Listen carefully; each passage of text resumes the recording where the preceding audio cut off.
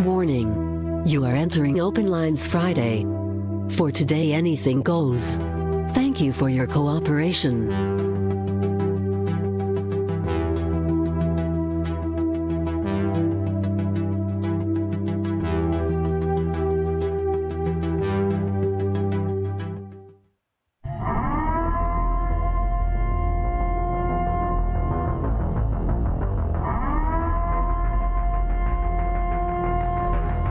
Listos pe los chingazos.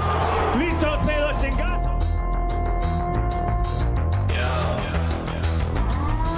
I'm gonna bring the whole fucking diseased, corrupt temple down on your head. It's gotta be biblical.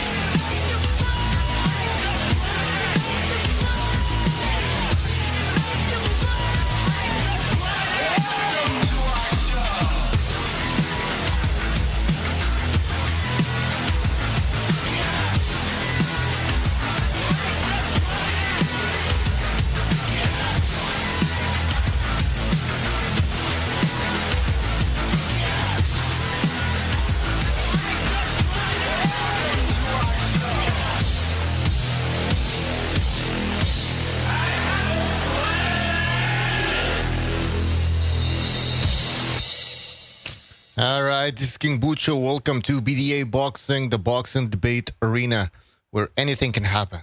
That's right. That's our new saying, when anything can happen. Oh, okay, fuck that.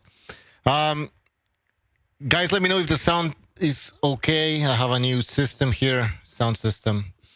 But yeah, guys, welcome to the show. Everybody in the chat, shout out to you, El Gordo, Trooper, Alfredo Contreras, J.A., Hand Flow Boxing Review. I think that's your name. Who else do we have here? Dark Hado, yes. Padja, Warp Speed, of course. He's always here. And Rapax Trucking Company. And we have a super chat already. Let's take a look at this. From Don Chile Relleno. Thank you for that. He says, don't care for Ryan, but Haney is a pussy. Haney is a little princess, bitch. I call him a pussy. Everybody's saying he's a pussy. Listen, all right. So Ryan Garcia tested positive. Think what you want out of that shit. If I'm Devin Haney, I want a rematch. I'm gonna take revenge. Vengeance. I would be calling out Ryan Garcia saying, okay, let's have a rematch, fair and square, and I'm gonna kick your ass. But no, I'm not hearing any of that. So I wanna see what you guys have to say about that. I'm very interested. We have Don Madrazos and the Quacks. Guys, welcome to the show. Your thoughts on what's happening here with Ryan Garcia? Like I said before, I think it's a matter of time. This guy, the clock is ticking. He's not acting like a guy that thinks he got had by any kind of system. He's not walking like a guy who knows he was taken advantage of.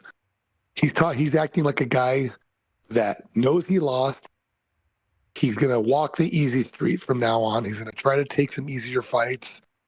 They're going to have to think long and hard about what they're going to do with that career, because the amount of PDs, we already discussed that. It wasn't enough to do anything, but the fact that he got his ass kicked. Listen, if Ryan Garcia comes in prepared, okay?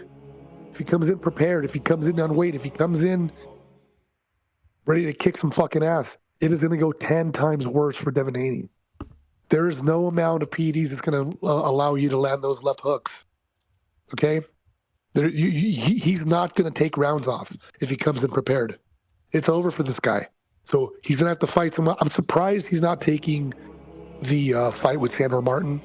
I heard he was going to possibly take on, there were rumors about Mario Barrios. By the way, Mario Barrios, the guy that everyone's just resorting to fight as a safe alternative because he got emailed a belt or because he's somewhat of a name. It's fucking, that's also another disgusting thing that's going on, but I'm not going to get into that too much. Mm-hmm. I just want to talk about Devin Haney right now about, if you're calling him a pussy, you guys, he deserves it. He should be demanding a rematch next month. We should be having that rematch before the end Don of the Madrazos, what's his name again? Devin Haney is saying that he wants to take a year off. And think about and why a year off? What happened? You know what they're going to do? They need to come up with a way to market this guy now. He's going to have to. I don't know. You know what? I don't know. I thought about a million things. They're going to have to train harder. They're going to have to change his training, do something. He's going to have to. They're going to have to wait and see if his man strength ever comes in. If he could actually start laying guys out at 147. No. Devin Haney lost because Ryan cheated.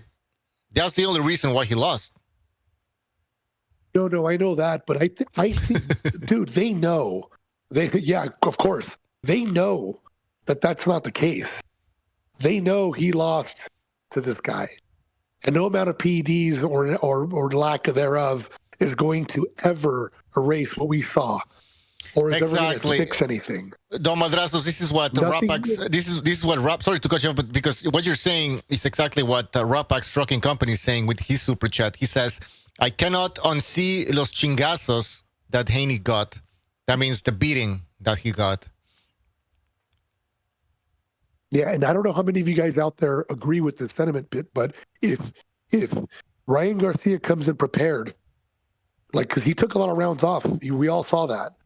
He took rounds off. He was doing that stupid fucking shoulder roll. He wasn't throwing a lot of punches. He didn't throw a whole lot of punches in a lot of rounds. He gave up a lot of rounds. But if this guy comes in prepared, he is going to fucking obliterate Haney. This guy's got his number. Nothing he can do about that. I don't think there's any amount of training. He might take a year to train or do whatever the fuck he's got to do. But no amount of training is going to do that. Okay, good job. You little squeaky wheel. You got your fucking O back.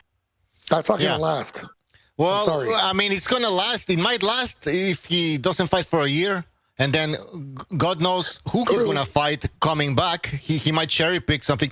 You know, this reminds me of Floyd Mayweather, where when he retired and he waited to see how things played out. And this is exactly what Devin Haney is trying to do here. He wants everybody to fight each other, and then he wants to come back, like he's Sugar Ray Leonard or something. And cherry pick whoever's left that he can cherry pick. Yeah, but he won't pull off a Ray Leonard, and he's not going to fight a big name coming back. Trust me, he's not. Yeah. Well, they got their zero back, the O, that undefeated record.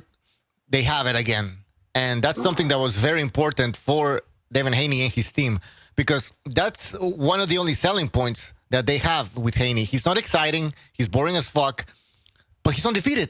Who's going to be the one that deciphers the Devin Haney blueprint? Yeah, exactly. And to Roy Dixon out there on the chat, he is no Miguel Cotto. I've been saying that well after the findings of the test were positive. This guy's no Miguel Cotto. Miguel Cotto wanted that fucking rematch because he knew he can kick the shit out of this guy. Something happened there. Like this guy, that's how you act. That's how you behave if you're a real champion. That's how you act. This guy is not acting that way. He's not moving that way. Oh, does he move different now? Is that can anybody comment on? No, exactly. He's different. He moves different. No. Exactly. He's a fucking pussy. Go ahead, Quacks.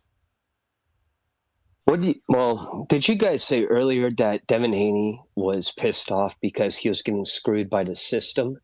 He is the system. Yeah. If you really think about it, he is the fucking system. This is crazy. Like, how obscure is a 14? How obscure is a 14% rehydration clause? Like, who the fuck? How did they come up with that number? It doesn't. None of the shit that like's attached to him makes any kind of sense. And the only time you hear about it doesn't. Yeah, exactly. And the only time you hear something about it is when it doesn't work out for him.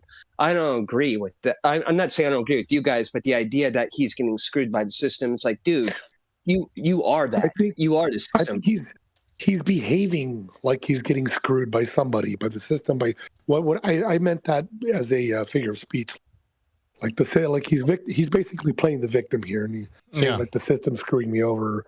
That's how he's behaving. I mean, he's gotten away with clinching in so many fights. Get the fuck out of here. Exactly.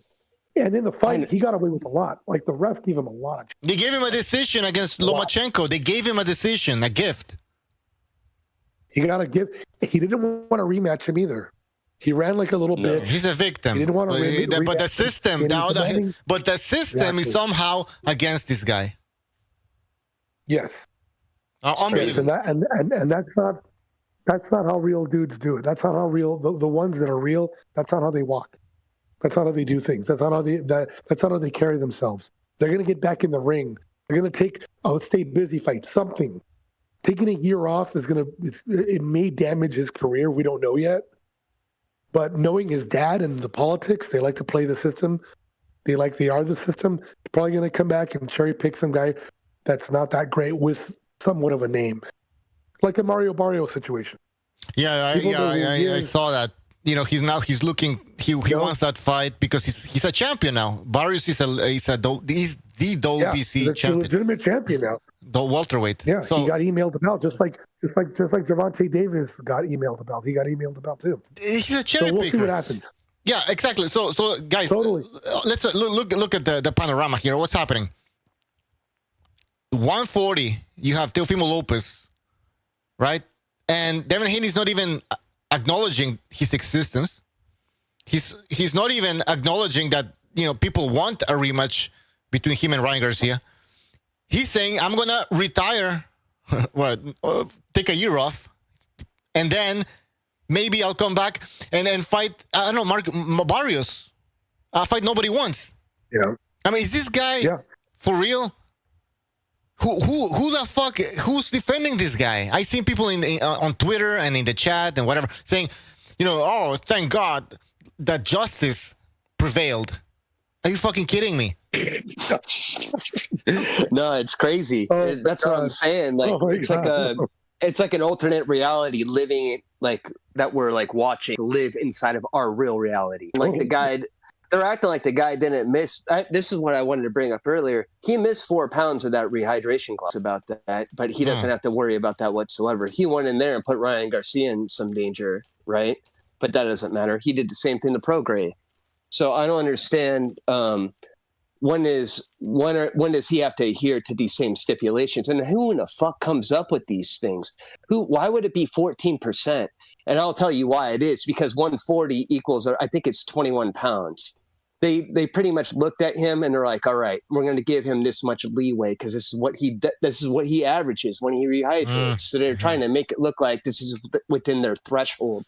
But that's crazy. That's like he needs to move up a weight class if you're going to be fighting that heavy. Exactly. It's all calculated. Listen, it's all calculated. This is what it's telling you. This guy calculates everything. His career is a complete calculation. Okay, we might want to beat this guy. This guy's too old. Let's take a year off. This is manufactured, completely manufactured. All right, we got other people here. Let's hear from the new guys here. We have Never Sobers, Jimmy, and White Devil. Guys, welcome to the show. What's up, brother? Go ahead, Jimmy. Give us your thoughts. Oh, all right. I was just saying, what's up? Listen. I mean, it's all kind of fucking funny. I don't get too emotionally involved with like shit outside that has really no aspect of boxing in it. This is like just some fucking weirdo drama shit. I mean, let's be honest. That kid Garcia knocked you out, dude. That's just the long and end of it. You're taking a year off, which is the absolute worst thing you could do after getting fucking beat up like that. Drugs or no drugs. You got beat up. Period. You fucked around too long. You hung around fighting in weight classes you absolutely did not belong in. If you stood Devin Haney up right now, shoulder to shoulder with fucking with a prime Sugar Ray Leonard, he's bigger than him. Bigger than him in almost every way. Fucking, weight-wise, these guys, you might be right. Yep. These guys suck themselves down, taken advantage of, and then you find out that they gave him an extra fucking half a day to hydrate before Lomachenko, 36 hours. It's so stupid. They weighed in. How fucking insane is that? That dude blew up to a fucking junior middleweight. Beat up a kid who doesn't even belong in lightweight, and then fucking hightailed it out of there. So to get beaten up by Ryan Garcia, a kid who, let's be honest, doesn't want to be a professional boxer. He's just riding that lightning to the fame. Dude, that kid was famous coming into this shit. We saw that firsthand. He didn't do anything, and he pulled 1 million fucking pay-per-view buys. That Instagram numbers mattered. It truly did. That fucking Instagram fam carried over. So I'm sorry for rambling on. I hear somebody trying to say something. I'll let you guys jump in.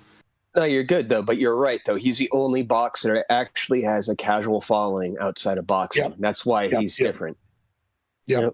And he just doesn't have to take it serious. It's like, fuck it. Like, he can flaunt the rules because he's like, guys, you know, like, he wakes up in the mirror, looks up, goes, I'm famous anyway. I'm on the PD, fucking mainstream podcast with millions of followers, celebrities talking about me.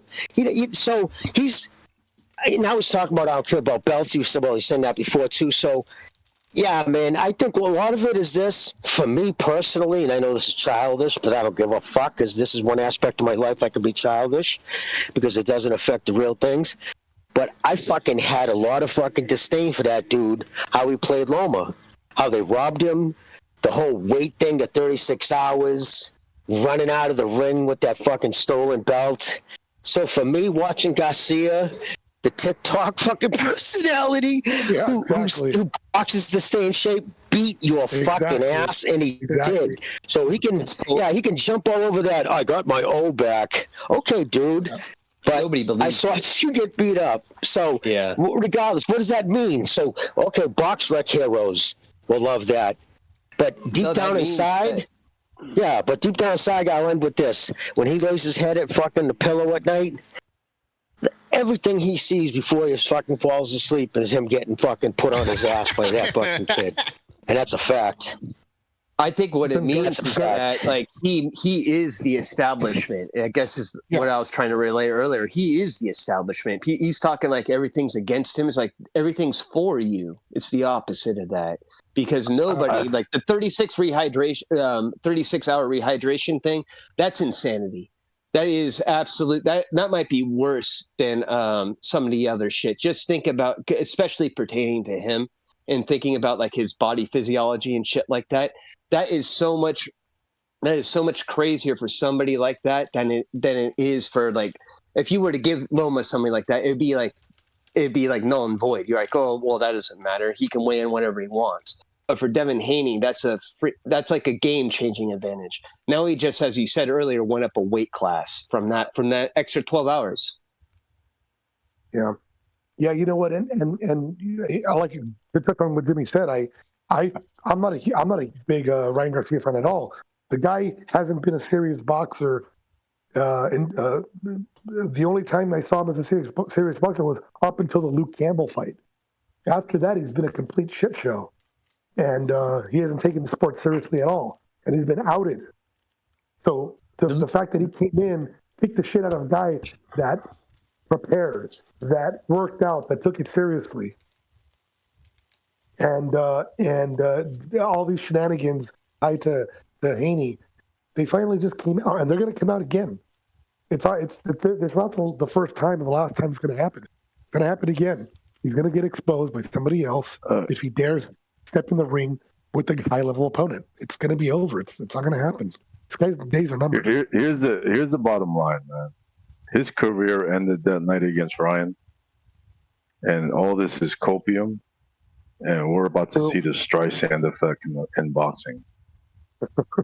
If this guy ever fights again, all any opponent is going to do is spit on his fake O. Yep.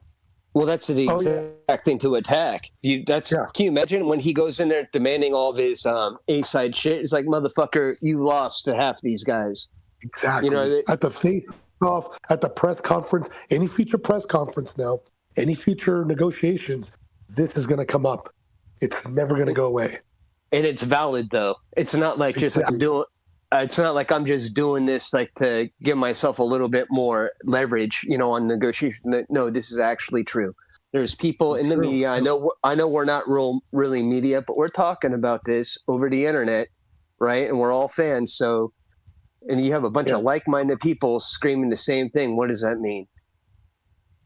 And listen, Like I said, I'm not. I was going to say he's not going to hang at 140. He's not going to be 140 anymore either. By the way, there's no way he comes. Excuse me. Yeah, 140. He's coming back as a welterweight. Sure. I agree, Jimmy. He what is he going to do up there, though? Right? Well, what the power? What about his power? I mean, he did drop pro grip, but he didn't look strong against Ryan Garcia, and we know Ryan Garcia's a strong boxer. No. I mean, he's a welterweight. Ryan Garcia is a welterweight. So this is probably what's going to be happening with Devin Haney when he moves up in weight, just getting out strength, unmuscled. Oh yeah, unless he spends his past next, and he's going to have to change his whole philosophy. When you're strictly a boxer, he's a strictly boxer. You know what I mean? People say he's a pressure fighter. No, not even remotely close. I agree. Pure boxers, he has to change his style completely. He has to start to learn how to come forward with his weight over his front foot, fight coming downhill instead of constantly stepping backwards while he's throwing punches. He's looking for the out while he's in offense, and that's why his punches. He doesn't punch through the target because he's so worried about getting hit. Now we know why. Yeah, most guys fight that style for a reason, right? Most guys box for that reason. We saw a demonstration during the fight. We saw this demonstration. We saw he is not a good inside fighter because when Garcia knocked him down with that inside hook, plus those other two knockdowns, he knocked him down that weren't counted as knockdowns. Those were knockdowns. Those were inside blows. Another thing is, from the outside, he can be vulnerable because he drops his defenses and he's not as alert. With a fast, strong guy, he could be hurt fighting from the outside. So not only did we see holes in his game on the inside, which we all know he has, we saw holes in his game with someone that's lightning fast and that has power. So I'll go one better. He has what's kind of funny? Inside game. I never thought he had a good outside game. I always thought he works at mid-range. Like he hits you at mid-range, he falls in and clinches. That's how it works. If you look at him like moving around like laterally around the ring and trying to jab, he doesn't do that well. He doesn't have great feet. He's too wide. That's why it's the same Frank Martin had against Davis. That's why he wasn't putting anything in his punches either. He was constantly looking to fucking be out of there. They were shoe shiners, basically. You can throw shoe shiners, but make it look like you're kind of throwing something on them. But they're shoe shiners. He wasn't hurting Davis. That's why Davis had no problem walking forward. Like none. Davis had zero fear of what was coming at him. You know what I mean? He was looking to set up that punch, and he did. Because this kid wasn't fucking giving him any reason to step back or say, like, what the fuck? Like, Isaac Cruz at least hit him hard enough to make him think. You know? Yeah, that went wrong. They weren't prepared for that. This fight was completely calculated. Yeah. Yeah. Frank Martin will never be champion, ever. No, but he looked like shit in that fight, don't you think? Like, his eyes look like they're, like, bulging out of his head and shit. Like, they cut a lot of weight off him. He didn't look healthy to me. No, he didn't. I think he had the bulging eyes of fear. Yeah, no, I think he was sweating that power, and it showed, man. It's rough. That was not. I didn't expect you to fight like that. Yeah, that's why I was like, right away, I poo-pooed that fight right when they announced it. I said, so what? Who the fuck's Frank Martin? Dude's what has he accomplished? Beating a fucking kid who never accomplished anything and then fucking was made to look average against Hatunican or whatever the fuck his name is. So, you know what I mean? Yeah, guys. And Haney, and he's... What's that? I just want to bring it back to Haney and ask a question before we get into Tank Davis. Because Tank Davis, just going to Haney. Yeah, because Tank Davis... Okay, good. Go ahead. Oh, yeah, no, I was going to say, now Haney, he's all fucking done, too, because what is he going to do, go to welterweight? We saw that his power doesn't carry at 140. I think it might be... Do you think it'd be good for him to go to welterweight's pretty bad. There's nobody there. But, I mean, there's guys that... Dude, that's a world of difference. I know, I agree with it's crazy. Everybody him up. Yeah, and if you talk to professional boxers, a lot of them will tell you, right? It's like in blocks. Like guys pretty much punch the same between 130, like 126 to 140. You'll get a lot of guys you can crack in that level.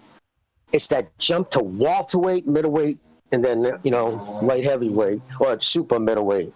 That's another section, like a whole nother level, you know what I mean? It's just it is, and I'll tell you, they hit a lot harder at fucking welterweight. I mean, imagine what fucking. I mean, Terrence Crawford would, if he still was campaigning at 147, he's going up to 154. Would fucking put him to sleep in 2 or 3 rounds. He decimate him. Yeah, just I mean, let's entertain the fact that Haney gets to come in like maybe at like 170, because that's what he'd probably do for a fight like that. He'd still get beat the fuck up inside of 6, in my opinion, just because like he doesn't move around well. And like you're probably right, it'd probably be quicker than that if Crawford wanted it. He'd probably carry him though. Try and make a fight out of it. Oh yeah, especially if you didn't like him, he'd want to punish him. You know what I mean? Absolutely. I felt he did that with Spence. I thought he could have got Spence out of there 2 rounds earlier, but then you see why. Just a side note, we'll go right back to Haney. But after every fight, he knocked fucking Spence down. He ran to the ropes to yell at Charlo. The 2 biggest disappearing careers in the history of boxing. Top 5, pound for pound. Complete nobody. He's just trying to line up something easy. I hadn't thought of it that way, but that's true.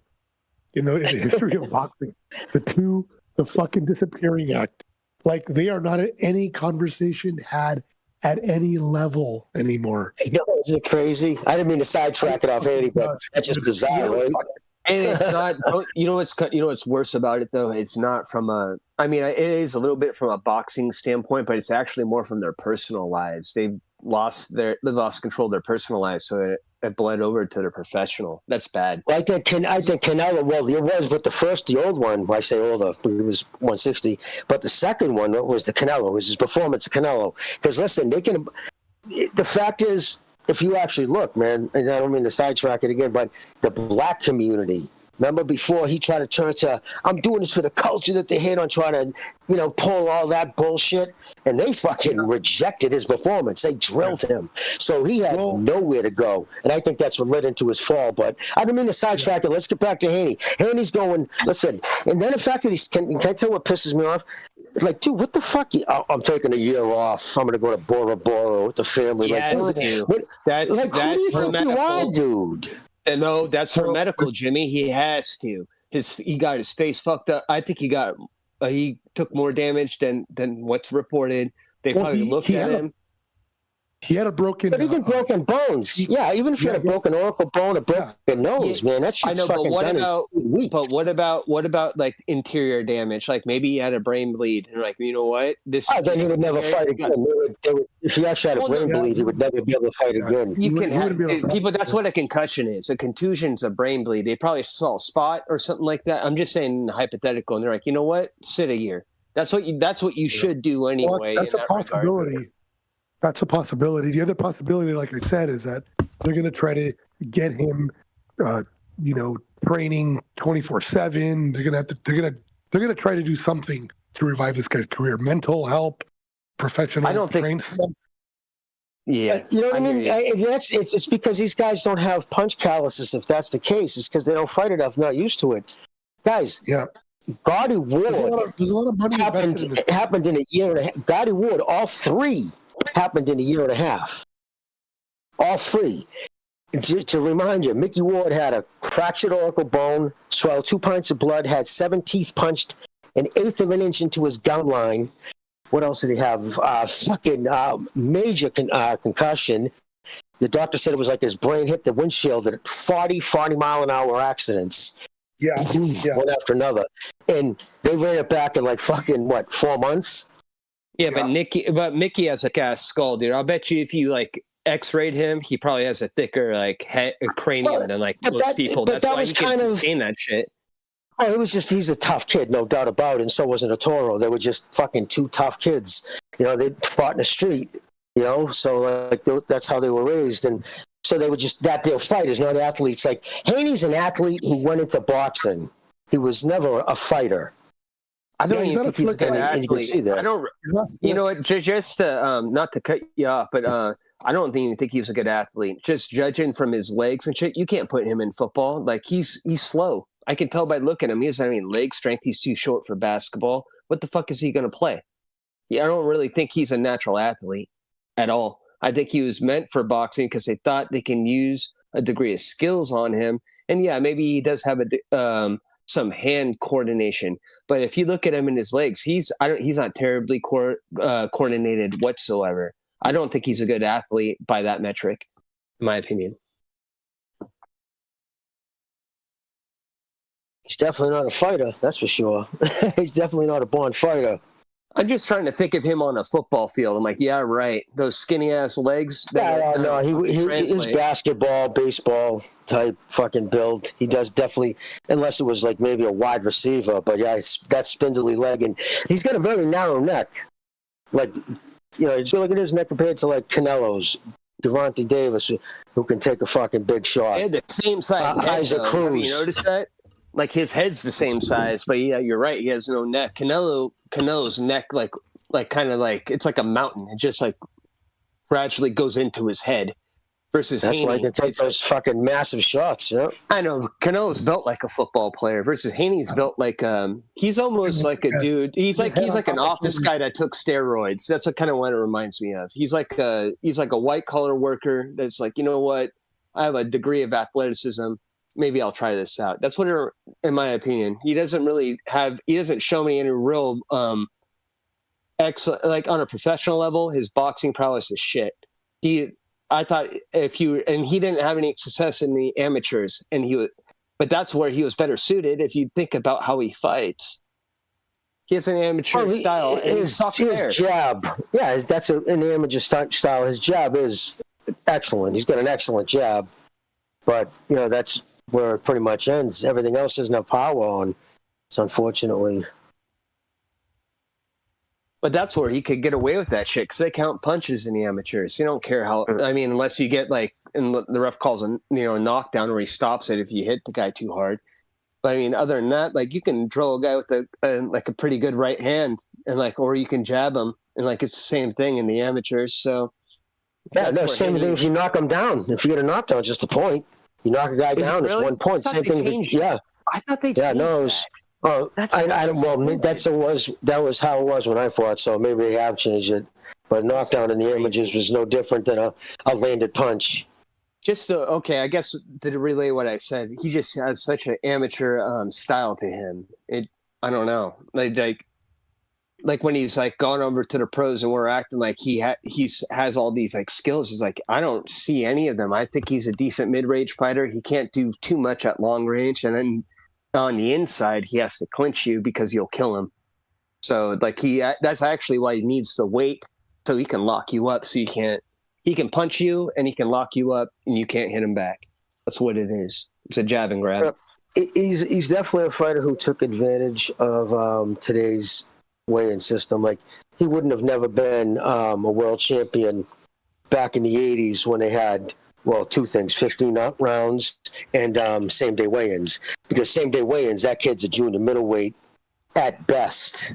You know what I mean? Maybe even a middleweight. So put him in there with Mugabe. What do you think would happen? But then again, those guys would probably be bigger too. Most guys would go up 1 to 2 weight classes on same-day weigh-ins. People who are smart knew it. I remember the people who were arguing on its behalf, and fucking Jim Lampley was one of them. Oh, we should do the day before weigh-ins. This is killing fighters. It's funny now to hear him talk about it. He acts like, because the people back then were saying it. People are going to manipulate this, guys. They're just going to fucking come in even lighter, and they're going to make weights. And then, because everybody knows you rehydrate when the only time you actually physically grow is when you're sleeping. Right? You can put weight on, but your muscles don't grow unless you're fucking sleeping. And especially, you got to be in REM sleep. So it's important to get, plenty of sleep. Most guys right after weigh and hit bed right away and just try to get as much sleep and eating. Wake up, you eat, go back to sleep. And that's how you rehydrate the best. I think they figured that out from football, Jimmy. Like, Madrasos, I'll let you go. I'm going to get this out real quick. Remember in the 60s and 70s, they had all the football players take salt pills because they'd get hot and they'd sweat. And obviously you sweat salts out of your body. So you put that back in them to rehydrate and all that shit. I think that's what if you notice, like what they're doing to these guys, that's why they had it. The rehydration class, they realized, like, you know what, we can get this guy, especially certain body types, like this guy can shrink down, but if we give him a certain thing, he's going to be we can make him just as big, if not literally a little bit bigger on fight night, like 24 hours later. And I think they realized that, especially. It was what didn't it come about when what's his name was killed? What's his name was murdered? Murdered, died in the ring. Kim was, the Korean kid was when I think Vinny Pazienza, and they attributed to the weight cut because he could really stand up. I think don't quote me on if that was the. What's kind of funny is that they try to use that as an excuse for the next day weigh-in, but at the same time, all the other sports, even when I was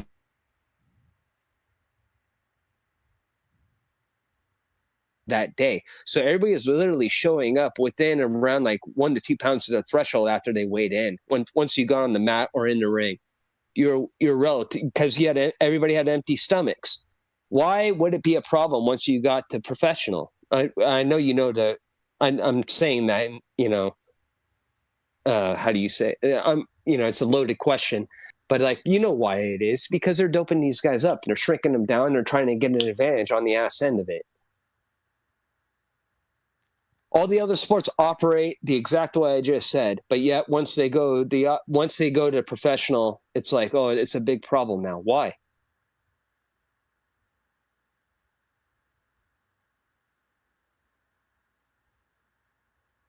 Yo. You guys hear me?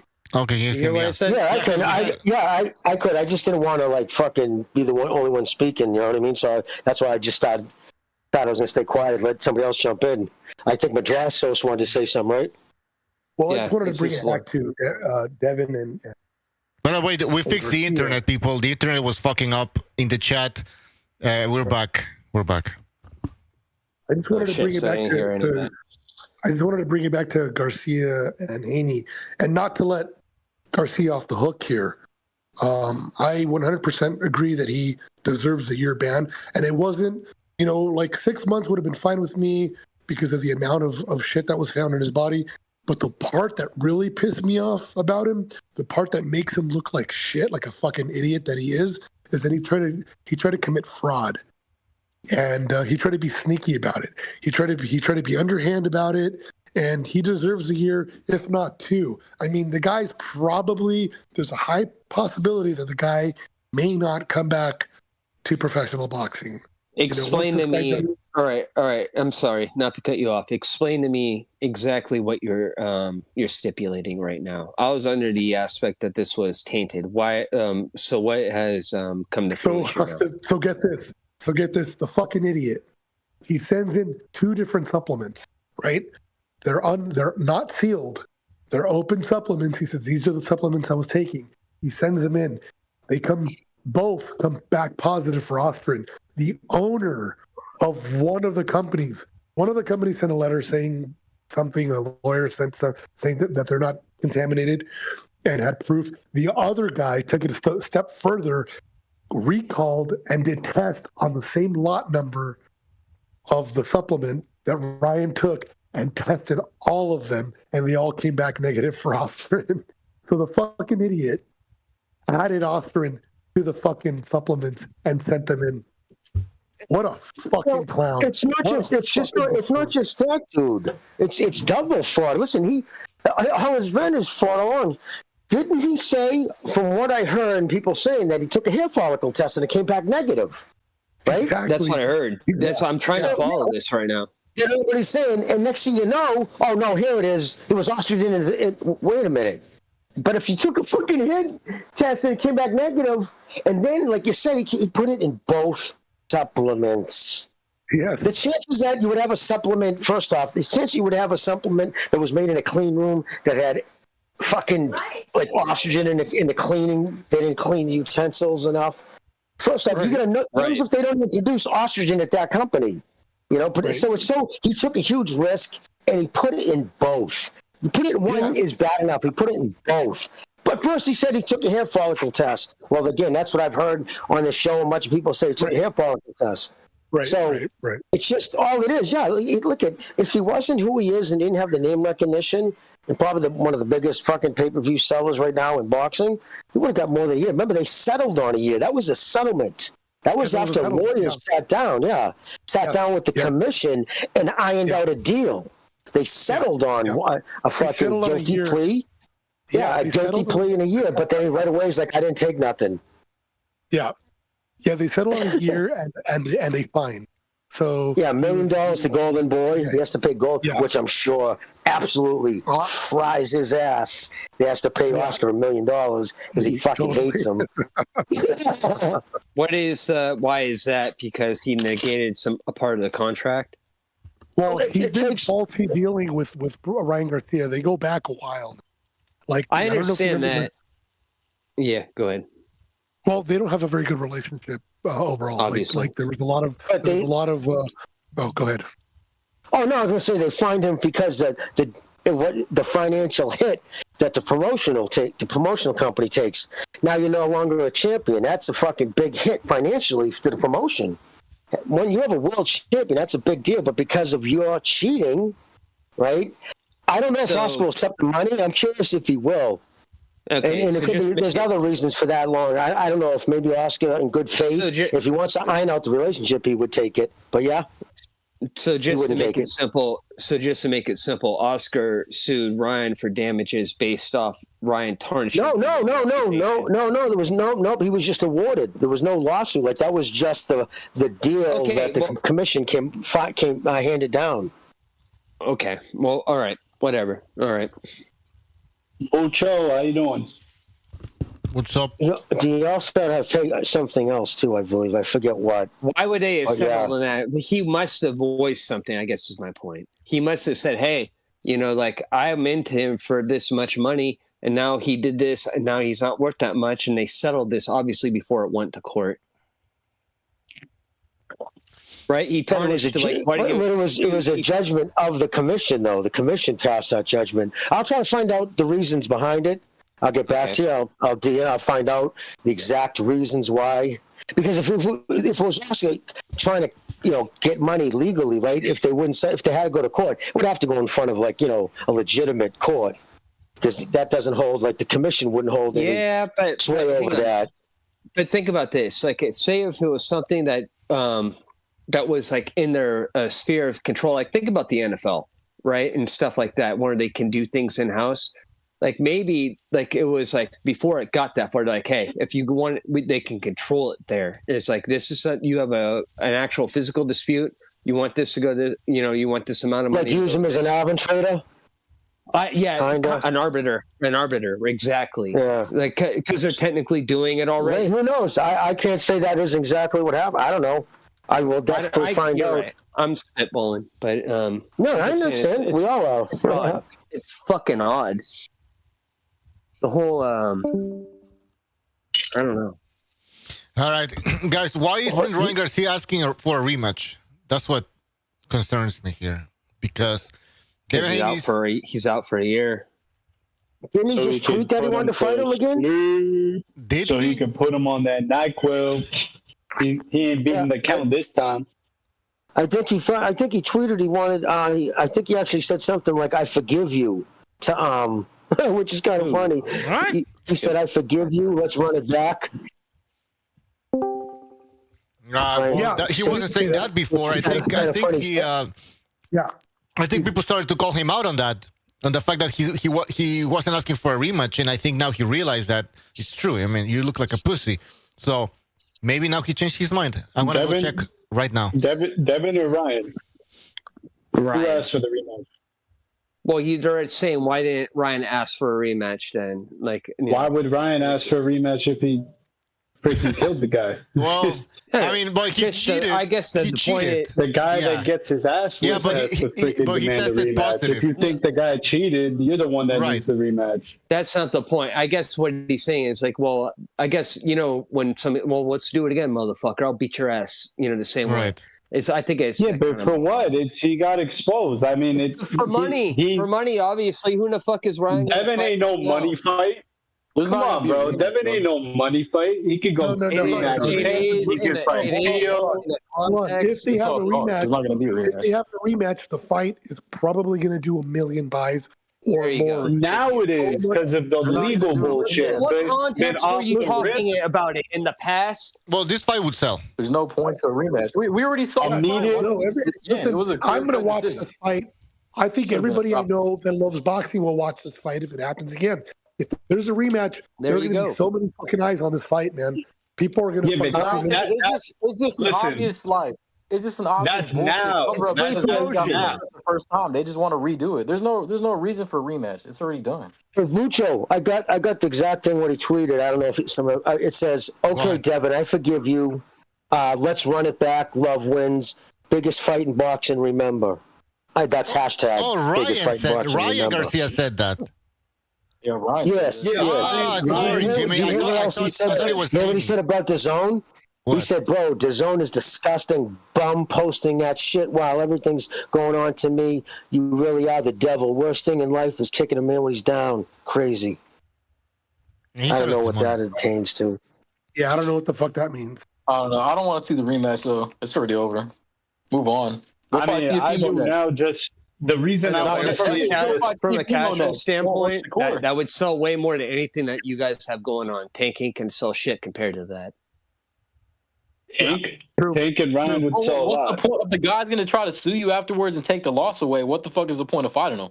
He already lost in the ring, and then now he wants to go to court and take the L away. Settle the score. What do you mean? Settle the score. He didn't take him to court. The sanctioning body took the win away. It wasn't the court. A lot of people out there they hold court themselves. There's a lot of people out there that believe the narrative is cheating. They're buying into the cheating narrative.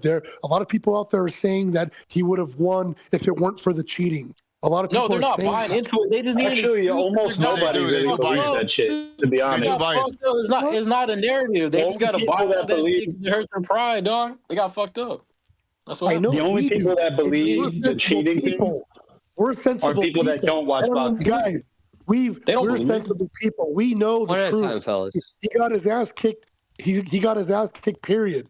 But there's a lot of people out there that still think, that are running around out there that have money in their pockets to spend on a pay-per-view, that are thinking that, he wouldn't have won if it wasn't for the drugs.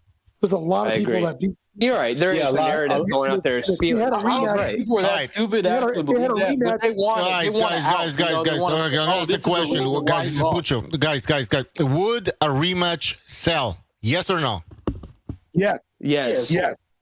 A lot. Obviously, that'd be the biggest match in boxing right now, in my opinion. Just because I just don't think nobody else sells shit. I'm going to say right now. If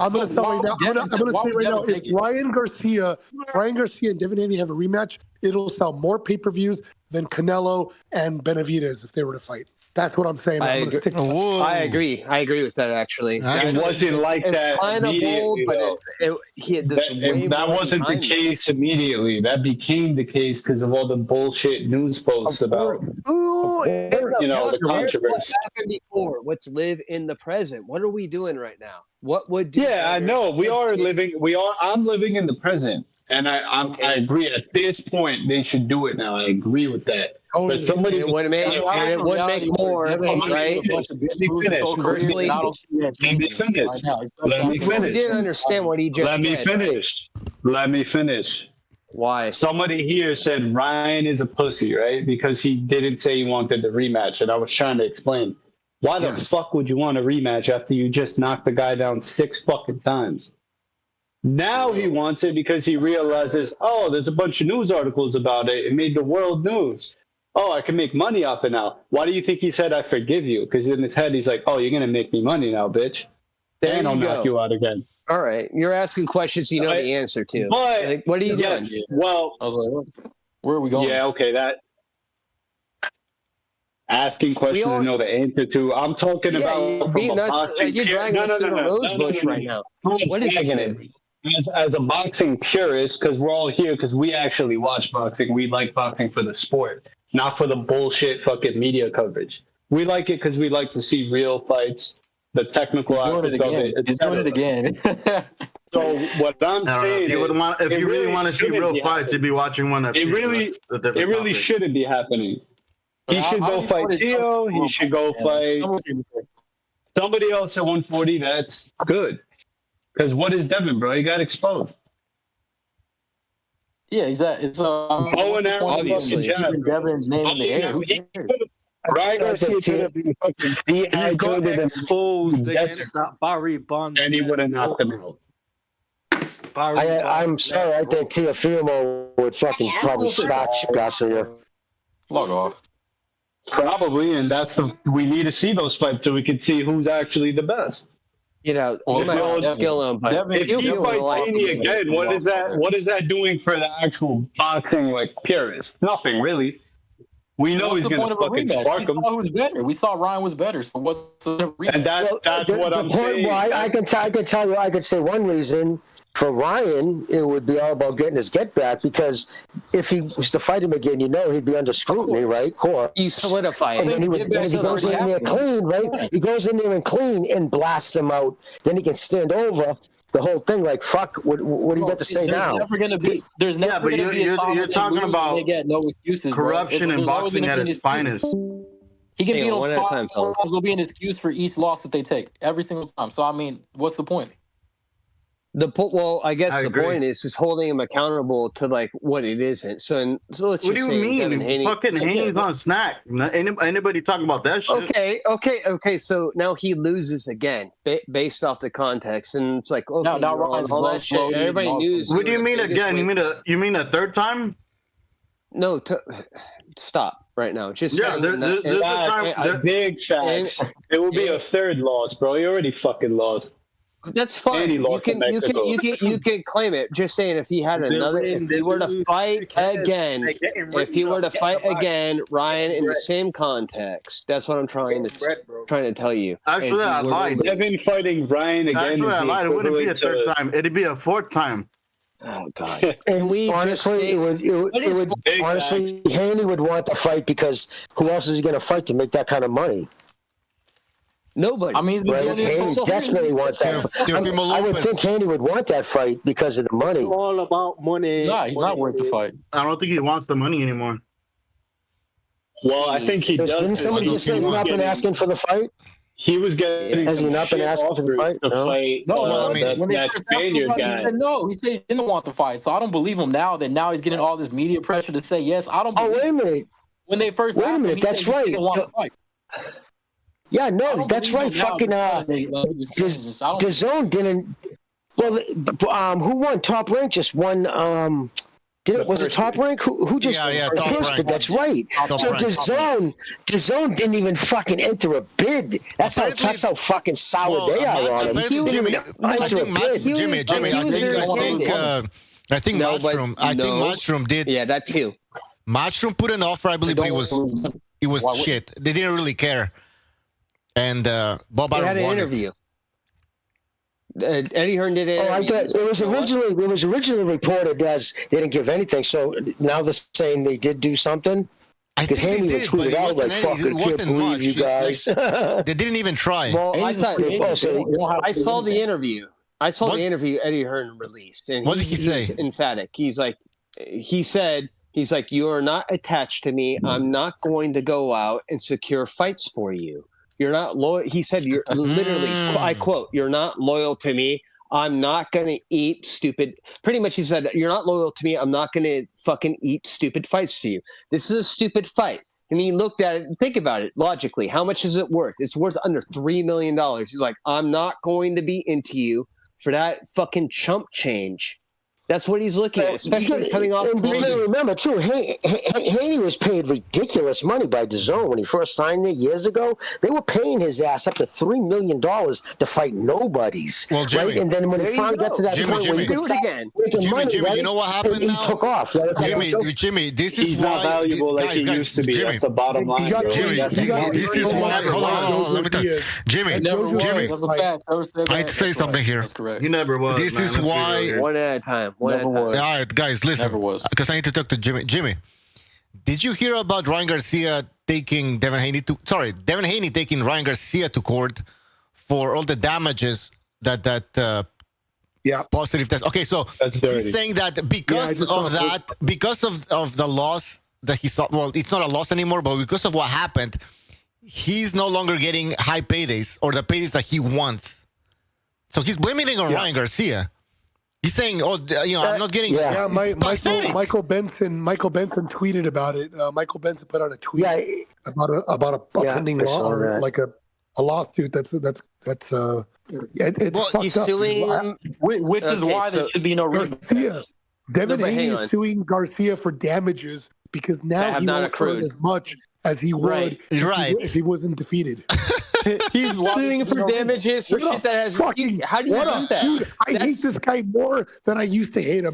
Dude, that's like the basis of the lawsuit will be. All right, go finish, brother. Oh, my bad. What about finish. What about the rumor about his win being expunged in Mexico? What about his controversial win against Loma? That's definitely true. Are you guys really surprised about this? No, actually a different level. In Mexico, we had Sobers. This is another level, bro. This is another level. This is another fucking level. I mean, it's a continuation of the bitch that Devin's been his whole career. It's pretty much this is another level. He just stepped up in the business. When do we hear of a fighter suing a guy over a loss because of potential loss of earnings in the future? That is some pussy ass shit. You know what this means? This means let me introduce you to the big facts. He's trying to get as much money as he can now. This means he's trying to get as much money as he can because he knows he's never ever going to earn as much money without Ryan. He's never going. He's focusing on the wrong things. Exactly. So let him. He should be focusing on the fact that he hasn't got a knockout since 2019. I think he's focusing on the right thing. Never happened. I'll be honest with you. He's done completely the right thing. Everybody knows. We're all saying it right now. We all know he's like a fraudulent piece of shit. But he's went out of his way to become more so of that. Now, what are you going to do? You're going to watch this guy lose his next fight. He's doing the opposite. Yeah. He's the heel. He's going to be one of the most despised fighters. No, he's going to lose. Every fight he's going to be one of the most despised fighters in professional boxing. I'm not going to watch this fight. What do you think his game plan would be in a second fight? Like, if we were to take this seriously for a second, like, what do you think he would even change? Run up and survive. Tie up more. He tried to hold the center ring. He thought he could fucking outbox him by staying in the center ring, but I don't even know if that'll even happen again. This is what he was accessible holding the whole fight. Yeah, I bet they would do it more. The next time he would tackle him. I think what happened probably like he did with Loma. Devin lost the mid-range in that fight immediately, and that's actually where he excels. And I think that's what fucked him over. So if I was him and you had to act like you're going to make an adjustment, which I don't think he can, but if he were to, it'd be from the outside. You make him, you disrupt the combination before Ryan gets going. You pick at him, right? You get out, then you dive in, you tie him up. That's the only thing you can do. He's incredibly limited. We've seen him on the inside. He's not going to do fucking shit to you once he latches you up. It's not even Andre Ward had more. Even Andre Ward has more physicality than that on the inside. You know, where he grab you and then he feed shots in and try to kind of gut you a little bit. Devin can't even do that. He doesn't even get that. He just knows how to jab and grab, and he doesn't even fight from the outside. So this is worse. Oh yeah. By the way, guys, in the chat we have guys in the chat we have LB saying and still, and we have Jesse Silva saying Devin is still undisputed though. Ha ha ha ha. Cap. There you go, people. Not for long. What, bitch? Well, I don't know what that means. Bro, he got embarrassed, dude. Bro, Ryan knocked out Devin's mom. He turned his dad into a cokehead. He put him down 5 times in the ring. You know why? There's nothing you can say about I disagree. Good for you. What he took a year off because he got his fucking shit, bro. I'm telling you right now. The reason he got his jaw broken. What else? Yeah, this is more for. What is this? Is an injury, fucking a hiatus for a lack of. Not that I care, but he's back undisputed, and so everything's peachy. So fucking laugh on everybody. I guess the dude's saying, if that's such the case, then why is he suing him for all the money he's gonna lose? Oops. I guess everything isn't hunky dory, huh? if he has to sue him because because in today's culture, it's not going to be. It's all right to be a victim. Like, it's so mind-boggling that a boxer would sue another boxer for potential lost earnings. Well, it's not potential because he's going to say that the zone didn't offer to put up didn't put up any money when they weren't going to anyways. But yeah, no, listen, it absolutely, because he's in the real. Let's be honest. This loss, whether he gets it back through the sanctioning body or not, it doesn't change the public's persona of him. His fanboys are fanboy for him, but everybody else saw him get the fucking shit knocked out of him. Man, take the sport serious. If he does win the case, of the lawsuit, he should just hand that money to Loma because it was controversial loss. May I add something to that? I think he's busy posting pictures. He's too busy posting pictures of Loma crying. Fucking prick. I think he's going to find himself I think he's going to find himself in a conflict of interest because he represents himself. And you remember, Loma never fucking even badmouthed him, never said nothing negative about him. All he did was say, I believe I won the fight. That's all he said. Because other people, fans and Twitter, was fucking going at him like, wow, dude, you ran out of that ring after losing that fight. And he saw that all the other professional his peers, even the ones who were there to cheer him on, knew he lost that fight. So because of that, he posts picture of Loma crying and shit. Come on. Fucking low class. Low rent. I agree. He's just pissed off because nobody respects him. What's coming for him, man. He's in America and nobody likes him, Jimmy. That's the real problem. Karma has really come through for Haney. Yeah, guys, we have a super That's chat. what I've been saying. That's what I've been saying the whole time. All right, sorry, Bruto. It's okay. Chet Collins, you know what? Hold on, Madrassos, let me just say something.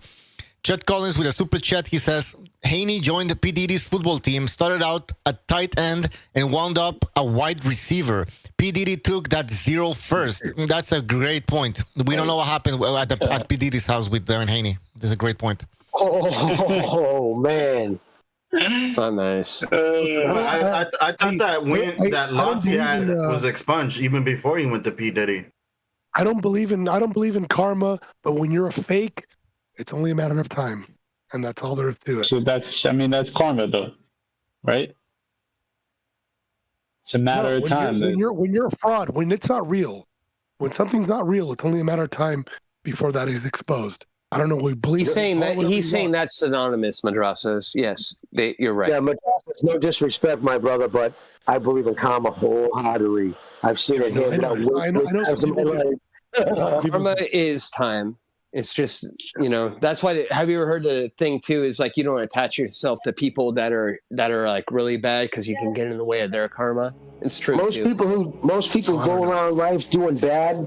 Almost always, it's a handful of people. Whether it's historical people or just motherfuckers on the street, you do people dirty long enough, it comes back on you. That argument goes away when you have someone that doesn't do anything bad and something bad happens to them anyway. So I don't know.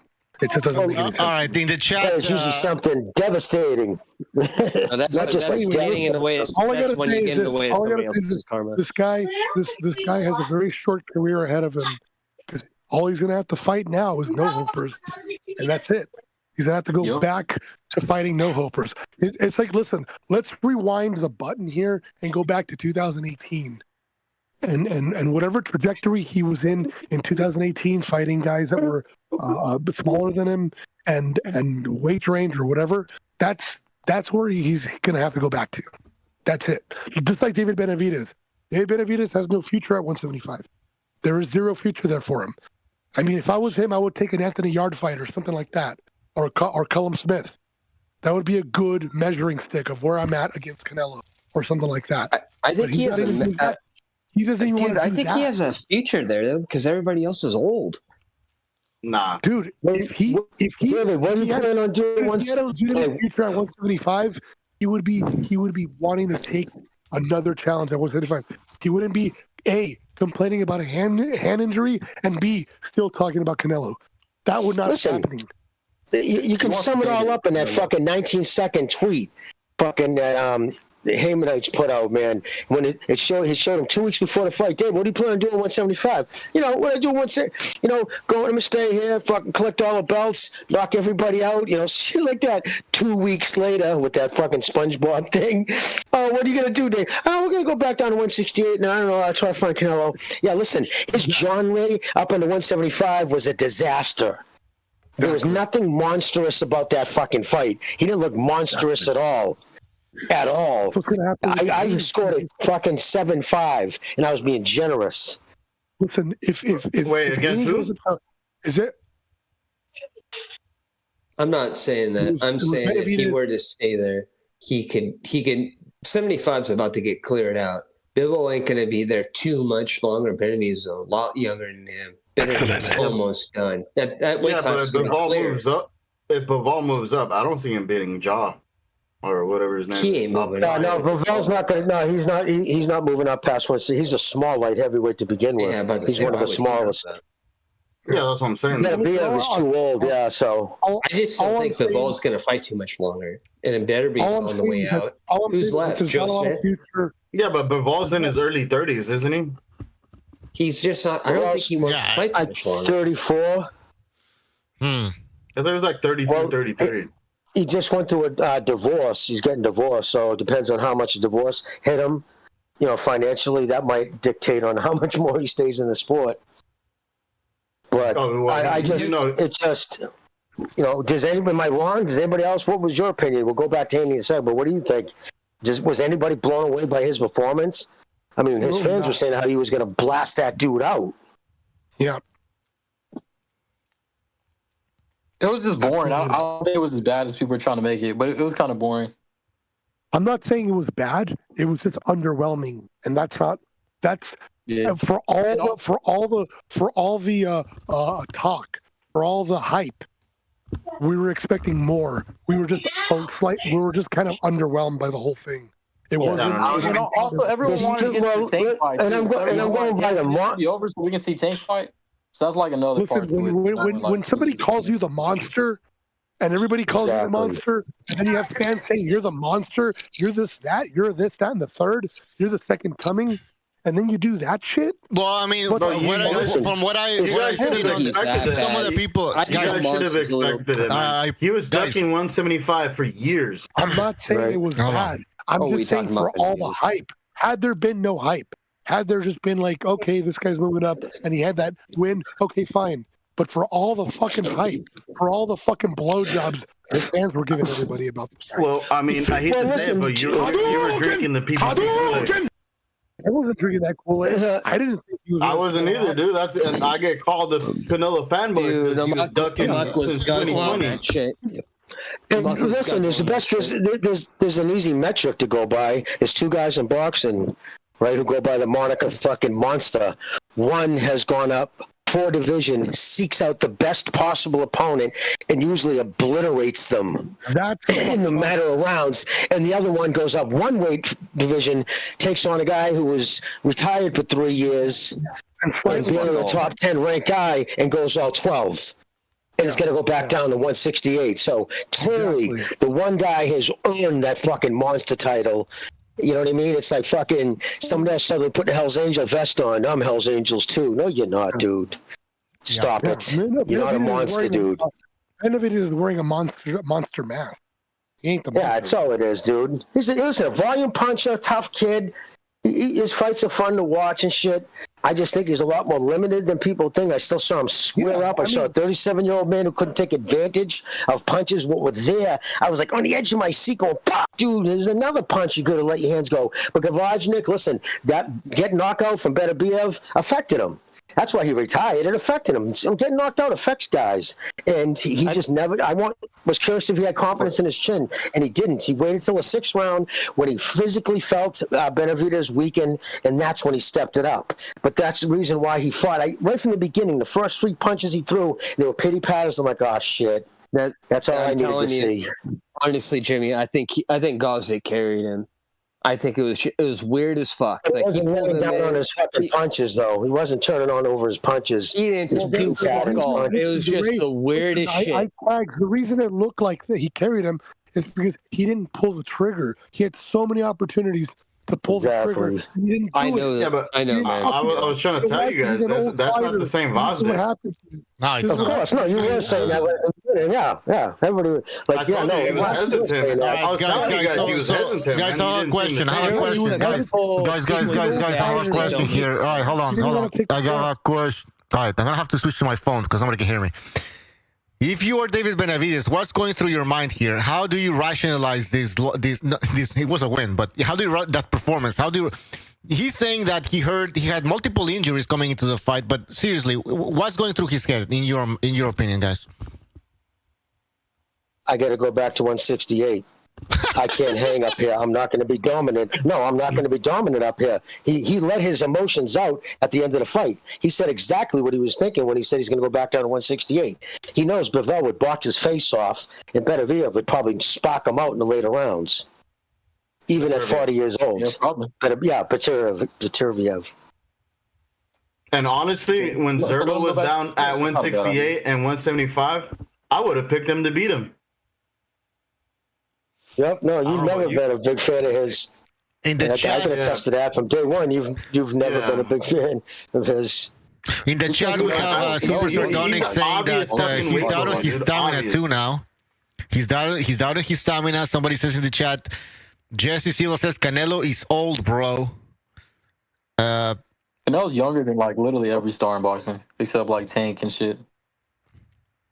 Canelo's only like 3 years older than Tank too. Like, yeah, Canelo's young. Yes. But some people are saying that Canelo is not looking the same though. But that's like fucking. But what's like you get caught breaking windows, so you say, yeah, but you know what my sister did earlier. Like I don't understand that shit. But Canelo's old. Like we're not even talking about Canelo. We're talking about Benavidez's performance at 175. Right? I mean, who cares about Canelo's age? The guy does have more fights right now than anyone, too. So it's like, he's shot born. He could be young in age, but I don't see what's bad about Benavidez being at 68. If he's going to be good at 68, let him be good at 68. Well, the reason why they bring up Canelo's name is because Benavidez and Canelo are intertwined now amongst the fans. That's what they connected, right? Yeah, exactly. Yeah, it's crazy because Benavidez and Morale are not intertwined. All right, we have Mirage. Mirage is gonna. I see the haters. Here comes the Benavidez D-Rider. Hating as usual. No, I was gonna say that. Canelo just went 8-4 with fucking Jaime Munguia, but we're going to shit on David Benavidez for moving up and beating a top elite. No, I'm saying that Benavidez. We're going to do that. No, man, it's just crazy. He's saying that Canelo is going to take the fight now because Benavidez looked normal. Do you want my breakdown, Bucho?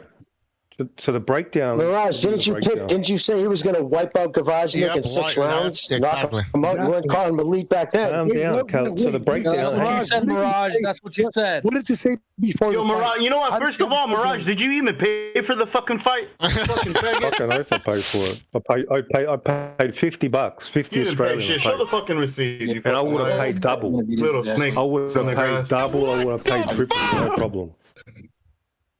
So what we saw. Can I talk? We waited for Benavidez to come up.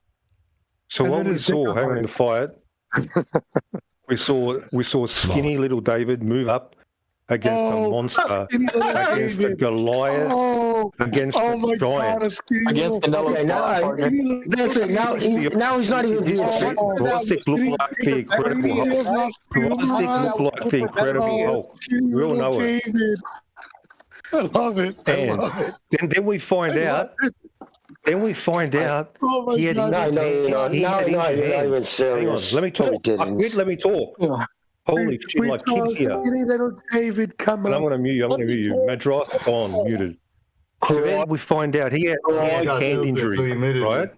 So he had a hand injury. Did we find that out? So on both hands. Oh my God, so he wasn't even one-handed.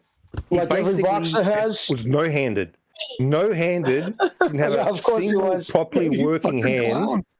Have you ever been, Mirage, have you ever been wrong about anything in your entire life? A former lineal champion, of light heavyweight. Did he comfortably beat him? Not an amazing Did he comfortably beat him? Tell me that. All right, I guys. did a lot of people that thought he lost that All fight. right, guys. Honestly, yo, Jimmy, I'm glad you mentioned it. All right, hold on. I'm glad you mentioned it to me because I thought he lost that fight. Hold on. Let me rush. People in the chat say, let me rush. Hold on, Mirage. Mirage, hold on. Let me rush talk. Man, Go ahead. I'll give you a minute. What is Go that? ahead. And then people can jump in. So Go ahead. He did not have a single properly functioning hand in that fight. That's official, and he still won. Bro, the your fight. boy was getting fucking outboxed and countered. Well, What none the of you fuck guys are you hate. watching, dude? One of you guys hate. I want to know, Mirage, are you cross-eyed by any chance? I want you guys to give me, other than Beterbiev and Bivol, give me a light heavyweight that you think is better than Gvozdyk today. No, but they're just not better. When Zerto was down there, he would have beaten him. No, come on. Other than Bivol, Beterbiev, better light heavyweight. When Benavidez is running back down to 168. Okay, remember the shit he said? I'm saying that Smith is more dangerous.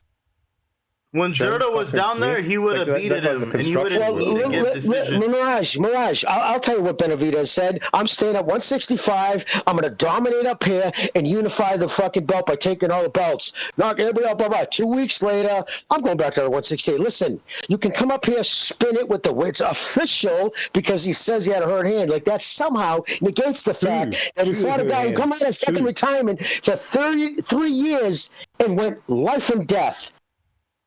Period. Look, Jimmy, I can keep. Look, he won pretty easily. I don't know why people were trying to act like it wasn't. Jimmy, I was underwhelmed. It was life and death. It was life and death, and you got a gift decision against Wash Vosdick, bro. I had it. Look, I had it. I had it. Absolute fucking shameful. Well, that's actually. But listen, brother, you got to admit it, dude. He's not the guy you thought he was, dude. He's not that you're dismissing a guy from one underwhelming performance. Do you want me to list all of Canelo's underwhelming performances? Bro, your boy was hiding at 168, and I was telling you against Trout? How did Canelo look against Cotto? How did Canelo look against Munguia? John Ryder, 40-year-old triple. I just named like 10 fights where Canelo looked unimpressive. Now what? He won all those fights comfortably, except for the Triple G. David has one unimpressive fight, and suddenly, he's not the man. He's this, he's that. Come on. Get the fuck out of here. It wasn't All right, that let's bad. People go. just wanted to see Tank fight already. People were like, why are they still... I'm falling asleep and shit. People didn't want to see that right then. They want to see the Tank fight. He cruised. He gassed out in the second half for whatever reason. But, I mean, God, sure, he's human. He's human. He'll be back. He's human. Yeah, it wasn't that bad. He'll be back hiding at 168 he looks again. human now. Guess what? I bet you Canelo still won't fight him. Now what? I bet he still won't fight, even though he looked vulnerable, blah, blah, blah, all this crap. Let's see Canelo pick up that phone, motherfucker, and then if he fights him and beats him, you're going to make all the fucking excuses. Why the fuck would he call anyways? Not even anywhere near his weight class. Man, I'm talking about the real deal, man. Not that little fucking 3 of his last 3 fights, he doesn't finish. Wet. Dude, he doesn't matter. He's the monster. You measure by the guy he's fighting. Looks like he's also fighting guys his own size. Dude, come on. Don't even fucking... That's so disrespectful. And I'll tell you right now, his little walk around 135-pound ass would spark any one of us the fuck out if we disrespected him. Jimmy, let me ask Mirage a question. Mirage, you said that... what's his name? Benavidez would beat Bivol. You said that multiple times. Do you still believe this? Yeah, I'm sticking behind that. Fucking know. Okay. Obviously, he has to improve on his performance. Obviously, he has to improve, and he will improve. That was his first fight. But if he gets that chance... That was not his first fight at 175. That's a lie. Okay, whatever, man. Yeah, he was here when he was like 15. That's an absolute lie. He's been hiding at 168 for a reason, bouncing back and forth between 168 and 175. Okay. He moved up. He was a smaller guy. You could see he's a skinny dude. So is he a real? That's what he's a cruiserweight. Oh, he's a cruiserweight. Gvozdyk looked like a cruiserweight. Gvozdyk. That's the biggest version of Gvozdyk he's ever been in the ring. Go look at his other fights. He looks skinny. So, this guy definitely was in good shape. Walking around. This guy was on juice. Pounds. I find it ironic that you're complaining about the weight bullying, getting weight bullied. What are you talking about? Yeah, he does have a big frame and he's fat as fuck. And Bostic was on the juice 100%. He has no self-control. He's on fucking Vada. No, he's a fat. The weight bullying, getting weight bullied. I'm just never going to forget how you described it. Why was Gavajnik on juice? Because he had abs? What a fuck. I mean, what are you, dude? He's a skinny little dude, man, and he still controlled the ring. You're giving Benavidez he walked him down. He walked down credit. You're giving him so much grace here. You're giving him so much grace. You're giving him so much credit. You're giving him so much slack here that you wouldn't do for anyone else but David Benavidez. And this is just so apparent. And it's so fucking sad to hear you talk like this. It sucks, dude. I'm just telling you. It's really sad. But you suck. Mandrasos, are you surprised this guy was making excuses? No, but he ducked 175 for years. I've heard this guy. What about when Canelo had an injured hand? You talked about Canelo was injured. Canelo was this. His knee. This. Canelo's hand was injured? No. You probably didn't say that. Did you say anything about him moving up in weight? No. And he's smaller. No, you didn't say anything about that. You're biased. You're biased, man. You're just such a fucking sycophant for this guy. It's so weird, man. Canelo's barely 5'8", and he went up to light heavyweight. He sparked out Kovalev. Almost as much as you are for Canelo. Almost as much, right? It's amazing. No, I don't even care about Canelo like you care about David. It's so fucking weird, bro. It's just strange to see a grown man act like this about another man. It's fucked up. Okay. It's I mean, are you really surprised he's a male groupie? No, it's a male groupie. It's so weird. I think what it is, honestly, I just think I think he honestly knows what the fuck's going on, but I just think he's kind of one of those dudes who doesn't like to admit when he's wrong. And I think it's at that point now he just wants to he'll ride and die with that. He's doubling down. Is that what you're saying, Jimmy? I mean, listen. What's your problem? I don't understand. You said. What are you crying about now? David. That sounds so fucking. He didn't look skinny. So he didn't look skinny. Am I right? David is like, oh, skinny little David. You know how he was compared to Garcia. He did not look skinny, dude. It was a weight bully versus another weight bully. Dude, that sounds like you're fucking small, bro. He wasn't filled out. All facts, man. It was the guy who fought at 168 his whole life that you've always seen him much bigger than everybody. No, he did not. Jimmy, he did not fight at 168 his whole life. He's been bouncing between 175 and 168. All right, I should have preferenced by like first time he's fought up, now that he's on the world stage type thing. Jimmy, yes, you're right. What's happening now? I don't think that performance was like Shakur versus Edwin, where everybody can just shit on David for it. It wasn't that bad. Yeah. It was okay. David's not going to get the chance to fight the winner until maybe next fucking June. Those guys are fighting in October. So in the meantime, what's he going to do? So now it looks like he's open. He's open to go up or down. I don't think he's made 100% a decision because he was saying that on the night of the fight. Let's see what he says, what they decide. Listen, Mirage, I'm not even a fucking Benavidez hater. I enjoy watching his fights. I think he's a tough kid. He throws a lot of punches, and he's going to give it a war. He's never going to go backwards, and he'll leave it in the ring. I respect all that shit. I'm just saying it was the hype, and I'm not saying it's you, but the hype around this dude was ridiculous, dude. Yeah, well, to be fair, Jimmy, before you guys continue, let me just interject here and read a super chat here from Rafael Garza. He says, will Benavidez enforce his mandatory to a purse bid? Will Benavidez resign with PBC or go with a shaker and mover Oscar de la Hoya and force the bid? That's a good point. I mean, what's going to happen with him? He's still with he's not working with he's not with a PBC. He's working with...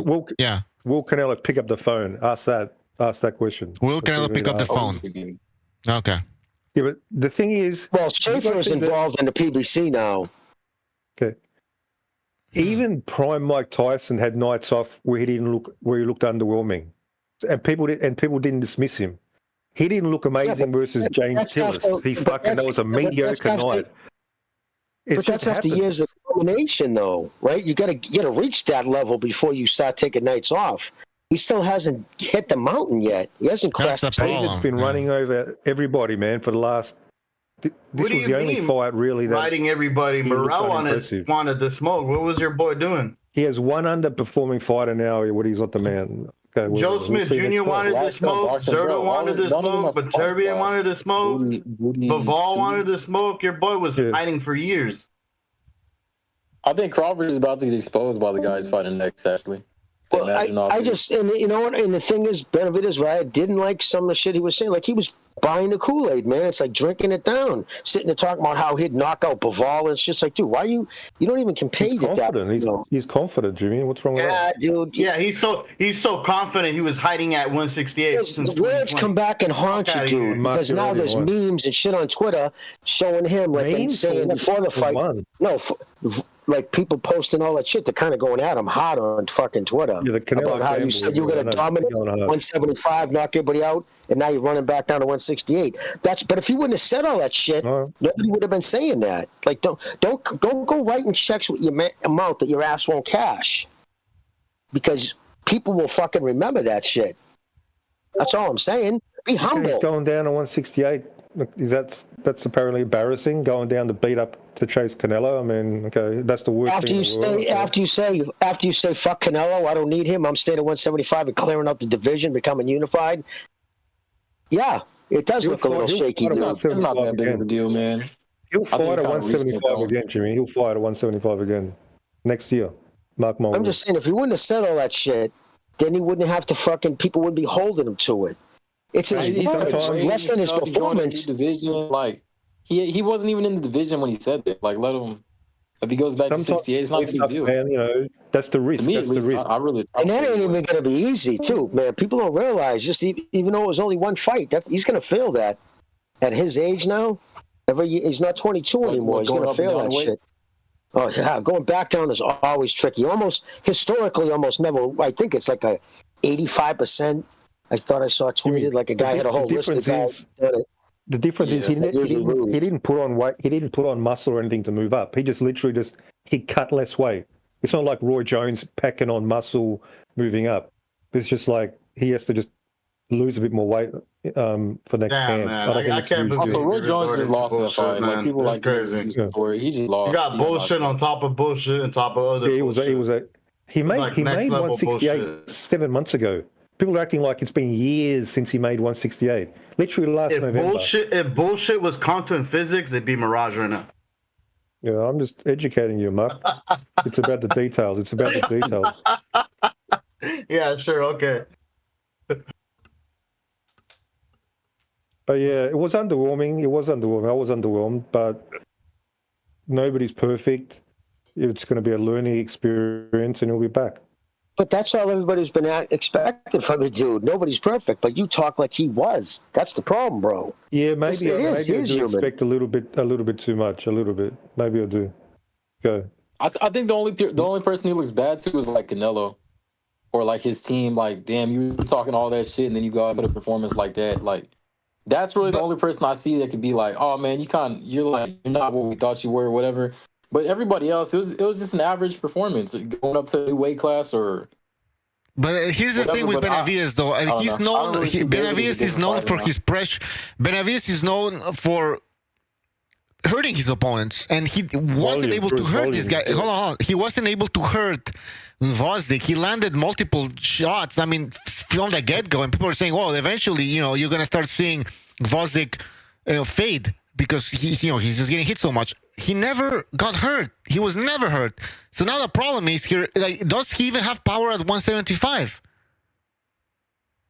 Does he? I think a lot of that to do with Benavidez. I'm going to stick up for Benavidez here. I think a lot of that, Bucho. I think the weight hit him around the 6th round. There was a major drop off. What happened when he really because what happened was Gvozdyk wasn't putting anything on his punches, and that gave David like fucking confidence that he was really loading up, throwing big, and those ones you miss big take a lot out of you. And I think what happened, I used to be playing at 175, he kind of crashed a little, but he was smart enough to know I'm not going to be able to really put it on him or try, because I could really gas the fuck out, because he can feel his own body. So I think he would take this and learn from it, and you don't throw big bombs at a fucking guy like Gvozdyk in the first 6 rounds. You got to stop him the way, but somebody like you does. You got to wear him down over rounds. He was trying to get him out of there with fucking one big shot, and I think he kind of blew his load a little. Jimmy, I think it has to do with weight, but not in the sense you think it is. I think it's the sense of his opponent was now bigger than him. Yeah. Because he depended on too much being a weight bully. Yeah, but he definitely gassed out. Like if he kept the volume that he always does and turned it on in the second half, he would. I reckon he could have stopped him, but he just wasn't. I don't think so. Well, that's where Benavidez is always his most dangerous in his later rounds when he's. Can I say something? Can I noticed? So can I say something? When Benavidez fought these guys at 168, from the get-go, they were circling Benavidez, trying to stay away from his power. Once they would feel his power, they would quickly step back and continue to fight from a distance. But when it came to Gvozdyk, he never really gave a shit about Benavidez's power from the get-go.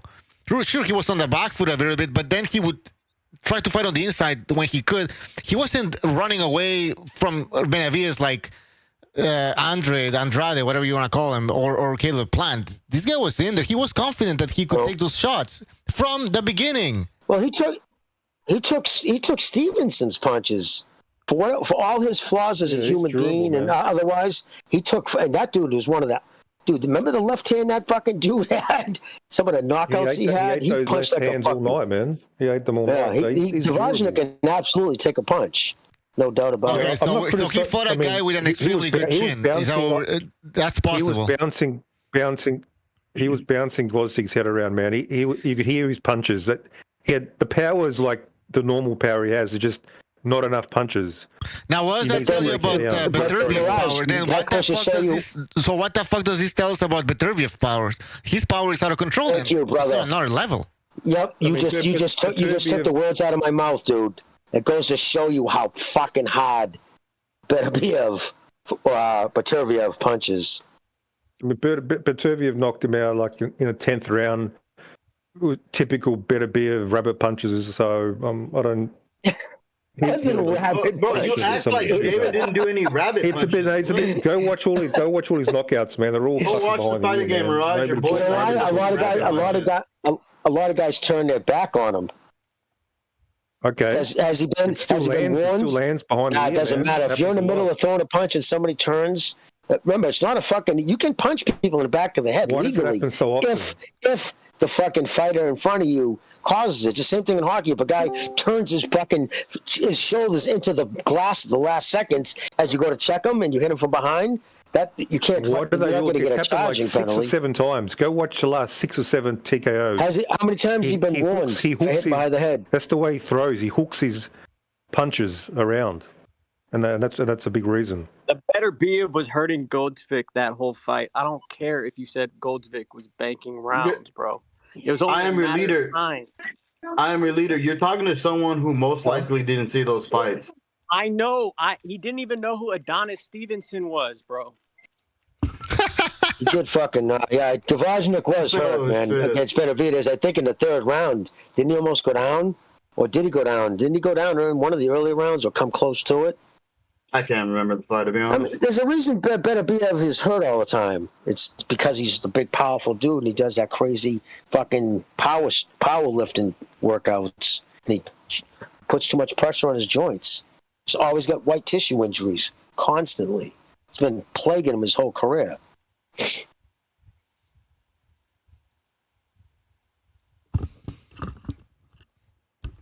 I'll be surprised if this fight even happens. I think he's probably going to injure again before the Bivol fight even happens.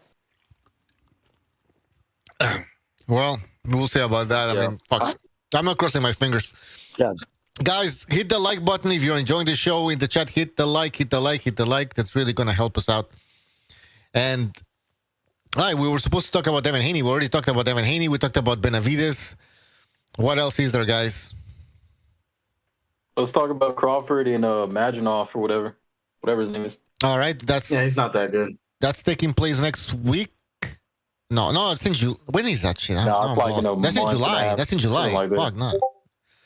Shit, we don't have anything. They're saying Inoue is going to be fighting MJ after this next fight.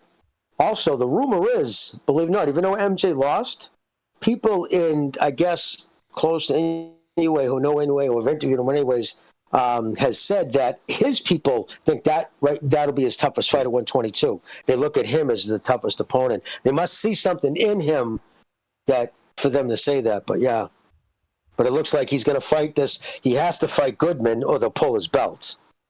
That everybody's going to of course his detractors. So who's this dude? Well, it's the guy being fucking mandated to fight. But after that, he's supposed to fight MJ. After that, I don't know what the fuck else, unless he comes up with Shanaka. The kid comes up from 118 to fight him, because that would be a humongous fight in Japan. That would be like a fucking raucous fight. Do you know that fight, by the way, with Neri? That fight with Neri broke Japanese Prime Video. That's the sports thing. The Amazon Sports Prime video over there broke the record. Was previous held by Japan versus the United States baseball. It went faster by like 3 million more views. Like, it was crazy.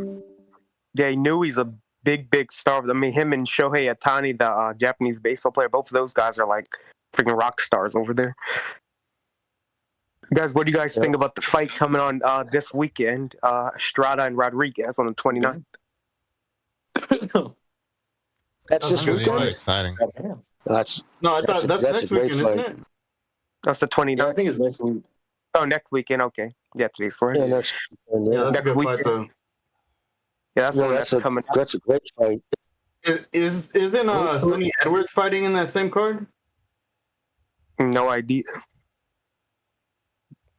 Who do you guys have in Bam Estrada fight? I got Bam. Everybody has Bam. That's the thing, though. It's over for Estrada, man. Damn sweet.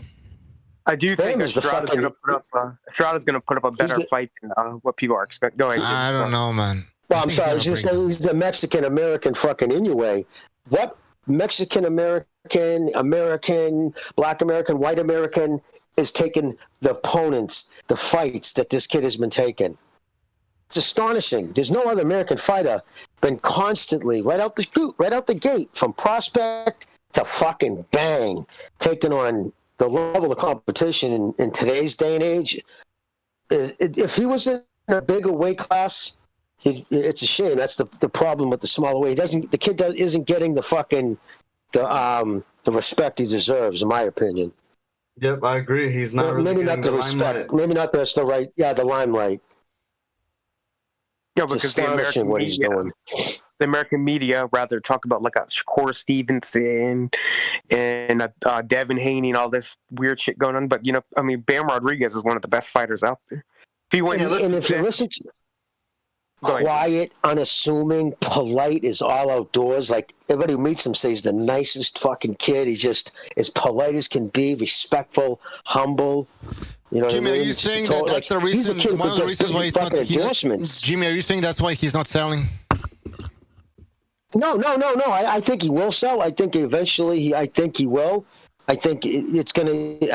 If he continues down this path, I think he's gonna get bigger. And I think, listen, he should be getting fucking huge fucking corporate deals. There's no excuse for. He doesn't have anything negative in his path. In his past, he's articulate, well-spoken. Kid should be getting big commercial deals. Like Inoue made $6.5 million, a guaranteed purse for that fight against Neri. Nobody in that weight class makes anything near usually $1 million. I remember when Chocolatito made his first $1 million. I think that was in 2017. And this kid's getting $6.5 million, and that's a fraction of what he earns in fucking corporate sponsorships. This kid's making insane bank. Now, I think Rodriguez is following in that path, and I would hope that he gets rewarded for it. I hate to see a guy put it on the line and take on all these great fights. The kid should be financially rewarded for it. That's just my opinion.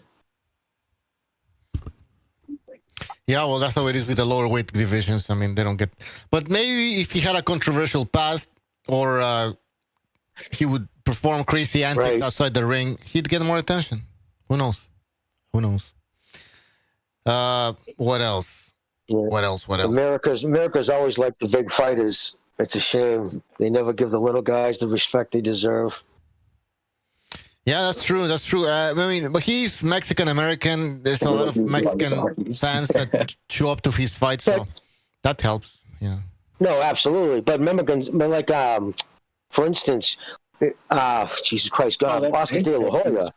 Remember, he was Mexican American. He was fucking coming out of the Olympics, dude. That kid was making millions. Coca-Cola, Chevy. He had all kinds of huge corporate sponsors. That big smile of his, man. So fuck Bam yeah, needs to get rid of that face tattoo if he wants the sponsors. Who's that? Bam. Oh, I didn't even know he got one. Yeah, he needs to get rid of it. If he wants the I didn't even notice that. Yeah, it's I don't know. I don't like it. Is that a recent thing? I didn't even see it. I don't remember seeing that. That's surprising. Yeah, I think Isn't it a sometime feather? after his last fight, I think he got it. So. Then when Tyson got that fucking tribal thing on his face. Yeah. Yeah. That was so fucking stupid. Salute to Never Sobers. Yeah, shout to him. Shout out. Coca-Cola for Coke de Hoya. All right, what else is there, guys? Anything else that's exciting happening? Is anybody watching the? Crawford's gonna get exposed. Crawford's gonna get exposed on Madrimov. Yeah, people are saying that. Is that because he's old or because why do you think he's getting exposed? Crawford isn't that good. He has no defense. Bro, Crawford is all offense, no defense. He doesn't fight power punches. You're wrong, he doesn't fight anybody that's like good like him. Nobody fights the same offense or near it that he does, or at least elite defense. He doesn't fight people like that. He'll fight a Shawn Porter that's washed. He'll fight a Mean Machine. He'll fight a Jeff Horn. He'll fight a David Ajanesian. He'll fight guys like that. Mean Machine is one of the hottest punches. What about Shawn Porter? Mean Machine is one of the hottest punches at 140 in boxing. That dude punches like a fucking mule. No, I think Crawford has a good chin. But at 140. No, Madrimov has 10 fights, and 2 of those fights are like no contest, dude. What are you talking about? Just watch. Yeah, man. Watch, bro. All I can tell you is just He's like an 8-0 better than me. Madrimov is not that good, bro. Stop the cap on that shit. I'm not saying that Madrimov is the best ever. He's not that good what people make it seem. Yeah, Crawford is. He's not. That's what I'm saying. I'm just saying Madrimov is going to expose it. It's not so much about Madrimov being good. It's about Crawford having no defense. And the competition I've got a question really low. for you. If Crawford was supposed to fight guys with elite defenses, who around in that weight class when Crawford was fighting, who had all those tools to beat him? I don't know. I think he could have beat everybody, but I would have liked to see the Boots fight. Yeah, see, you're weight class in those weight. I don't know. No. I'm saying everybody. Although the guy lost, I would still want to see him against Tim. Tim Zoo? Yeah, that would have been the best fight that could have happened. You fought the guy after he came out of a fucking car accident. Like, so I mean, all these that car accident had absolutely. He gets hurt more sparring. Too, like, you got. But listen, I'm not. Come on, Virgil Ortiz is at 154. I want to see that too. Listen. Can we stop with the fucking car accident? He walked away from that unscathed, not even a concussion. No. It wasn't unscathed. It does matter. Not even a concussion. No, not even a concussion. For 2 weeks, he was in a coma. No, he wasn't, dude. He was released 3 days later. No, he was in a coma. You're wrong. Yeah, he was in a. You're wrong, Jimmy. Oh he was in a coma tweeting. He was in a coma tweeting, dude. Guys, I mean, Bro, listen. I'm not. Yeah, bro, listen. I'm not going to get in. Listen, I'm not going to get into some yelling thing over this. I'm just telling you. Go look it up. PBC put out a press release 4 days after he was in the accident. He was released. He was released 72 hours. He walked away unscathed. Bro, it's a natural phenomenon to be in a coma and having Twitter fingers at the same time. Right? Dude, he walked away unscathed. The doctor said it was a miracle. Not my point. I mean, I get people don't want to like claim the accident did nothing to him to like big up Crawford, but that's swear, not true. He was in a coma for 2 weeks. No, he wasn't, dude. Stop saying something that wasn't true, dude. Like, dude, stop saying something that wasn't true. And he had 6 weeks. No, he wasn't, dude. Just stop saying stuff that wasn't true, dude. He was doing voice commands when he was tweeting. Go look it up for yourself. You don't believe me. The words are coming. I don't have to look it up. Okay. Here's the press release. Here's the press release, guys. Let's stop talking. Let me read the press release. What happened? Okay, this is the news coming out of Dallas this afternoon, Thursday, October 10th, regarding Errol Spence Jr. is encouraging. According to dispatch from Swanson Communication, who's the PBC public relations person, the PR arm and premier boxing champion, Spence did not sustain any broken bones or fractures and when he was ejected from the car. He was he was conscious and responsive at Methodist Hospital, Dallas, where his condition has been upgraded to stable. He was released on the fourth day. Transported by ambulance to Methodist Dallas, where he was admitted into an intensive care unit. Spence still celebrated 12 days following his split decision victory over Shawn Porter. He came away, in highlight right here, he came away with nothing more than facial lacerations and some soreness. The fact that he was ejected from the car wreck probably saved him from death or inevitable damage. Spence stated he had God on his side, that he walked away with nothing but some scrapes on his face. There was no coma. Stop coming up here with that bullshit, dude. Like, what are we talking about? Did you not see the car accident? He almost died. He literally could have died. Did he really? He went 90 miles per hour. But medical articles, dude, are you fucking on crack? I watched the interview when he got out of the hospital 4 days later, coming out in a fucking wheelchair, dude. Stop the bullshit. Post it in the chat. The fuck? This is from the PBC. I just got done saying it. Okay, now I'm going to post this interview. This is a release from the PBC, the company he fought for. Dude, you come in here with your wild ridiculousness. Oh, he was in a fucking coma, dude. That's insane. No, he wasn't. He said it. He walked away with facial lacerations. He wasn't in a fucking coma, dude. He walked away with facial lacerations. Post it. Right? Post it. Voice change. Okay. Can't even speak the same anymore. That's the same, right? Because he's an alcoholic, dude. He's a fucking drunk. I get it. He's a drunk and a cokehead. People want to protect. I get it. Walked away with nothing more than facial lacerations and soreness. Walked away, fully conscious when he arrived. Fully unconscious. Errol Spence and tubes down his throat in the hospital bed. And no, it isn't. No, it isn't. No, get out of here. No, sir. He doesn't have tubes down his throat. That's a lie, dude. But that's a lie. He didn't have tubes down his throat. That's a lie. Why are you making anyone understand Errol Spence, bro? No, he's not even making excuses. He's straight up lying, dude. He's just making shit up. Yo, Errol Spence does not owe you anything, bro. Why are you doing that? Why are you looking like this is about right now, dog? Like, come on. Yo, I'm with Jimmy on that one. Yo, you're being mirage right now, dude. You're pulling a mirage. I'm with Jimmy on that one. That if you get like that much damage out of a car accident, if you get that much damage from a car accident, like you won't be able to come back to boxing. Like willingly take punches in the head. I welterweight, hell no. It's like from stupid to pretend like I know Danny Garcia. Like I know Danny Garcia is a little bit overrated, but he has like a Ryan Garcia left hook. No, yeah, but he's hard. Like he has concussions. Power punching, and anybody who's been in the ring with him, he could tell you. Bro, Errol Spence said on the Gillian Wallow podcast that he has 6 weeks of memory loss, bro. He said that. He said he doesn't remember being in the hospital.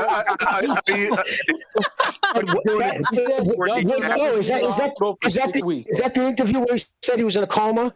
Because just admit you made that up. Is there? I mean, to be fair, I think you're confusing.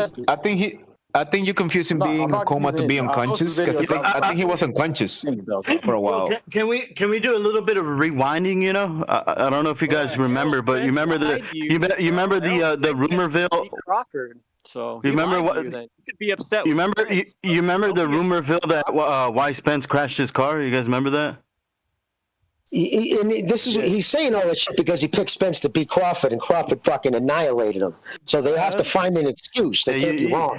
You picked the guy, but I want to backtrack because you remember the Rumorville about Spence fucking this girl and gave her STDs, and the guy that was chasing him was that was his girl. Sounds like another thing that Spence blamed for. I don't know if the Rumorville is true or not, but that was Crawford's fault. It's funny. Hey, listen, nobody mentioned that coma when he fought Danny Garcia. Strange how that happened, huh? And after when he said after the fight, no residual. Remember after the fight when he was asked in the fucking press conference, was there any residual effects? And he said, no, not at all. None. But all of a sudden, it was one of those ones that ones that come and go. I mean, if you're actually done from like an accident like that, speak, dude. Yeah, Your boy was hiding from Crawford for years, bro. You didn't see it because you didn't want to see it. Bro. Very long time. And I already asked him like who was supposed to beat Crawford in between. To be fair with Spence, I think he won. Severino, can you not hear me talking, bro? No, sorry, it was a delay. Sorry, my bad. All right, that's okay. I'll just say King Sakuna said the exact same thing. I asked him who was Crawford supposed to fight that had all these tools that he said that he wanted to see Crawford go against. Who was the fighter that could have tested him like that? Because you're creating an imaginary ultimate fighter that doesn't exist. Well, I'm not saying that as a back then he should have fought like somebody just out of thin air. I wasn't saying that. He was the best fighter back then.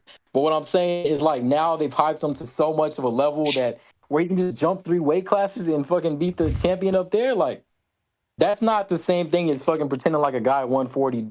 Like what does that have to do with Errol Spence? No. Listen. Coma.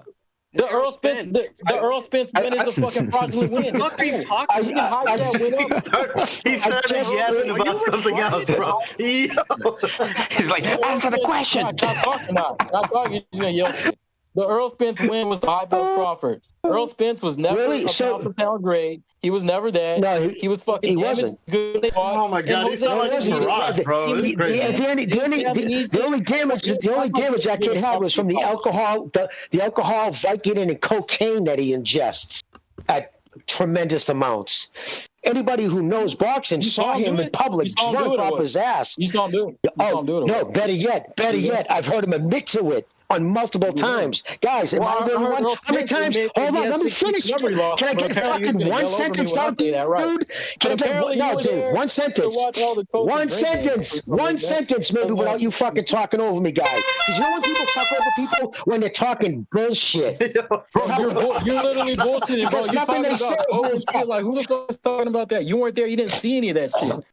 I'm literally giving you proof. You're talking over. You're giving me. Listen, guys. Listen, guys. How many guys have heard? Okay, I'm gonna post the fucking thing in the chat right now, and Pucho's gonna play it when he says, "I was getting drunk." Shut the fuck up, dude, and let me finish taking a sentence, dude. Don't be bullshit.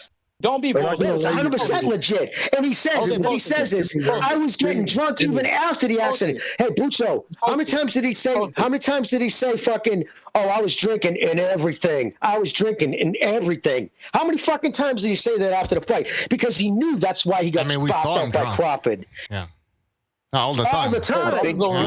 Crawford's overrated. Spence is overrated. And Spence is damaged goods. That's all I'm saying. Crawford is going to get exposed by Madrimov. That's the whole point of this. No, he's not. He's not offense. Madrimov is not that guy, bro. He doesn't have to. Crawford is all offense, no defense. Crawford isn't that. Is there a possibility that he's not that guy? Is there a possibility that Spence was the one that got exposed? Is there a possibility that Spence was the one that was hyped up and he was the one that got exposed? Is that possible?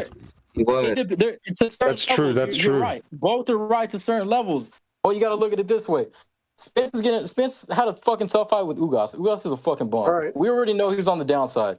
What do you mean? Fucking Porter got a gift decision against Ugas. When Crawford fights Manny lost to Ugas. Damage good. Bro, Manny was 43 years old, bro. What are you talking about? You're acting like and he was 42 when he fucking beat Keith Thurman.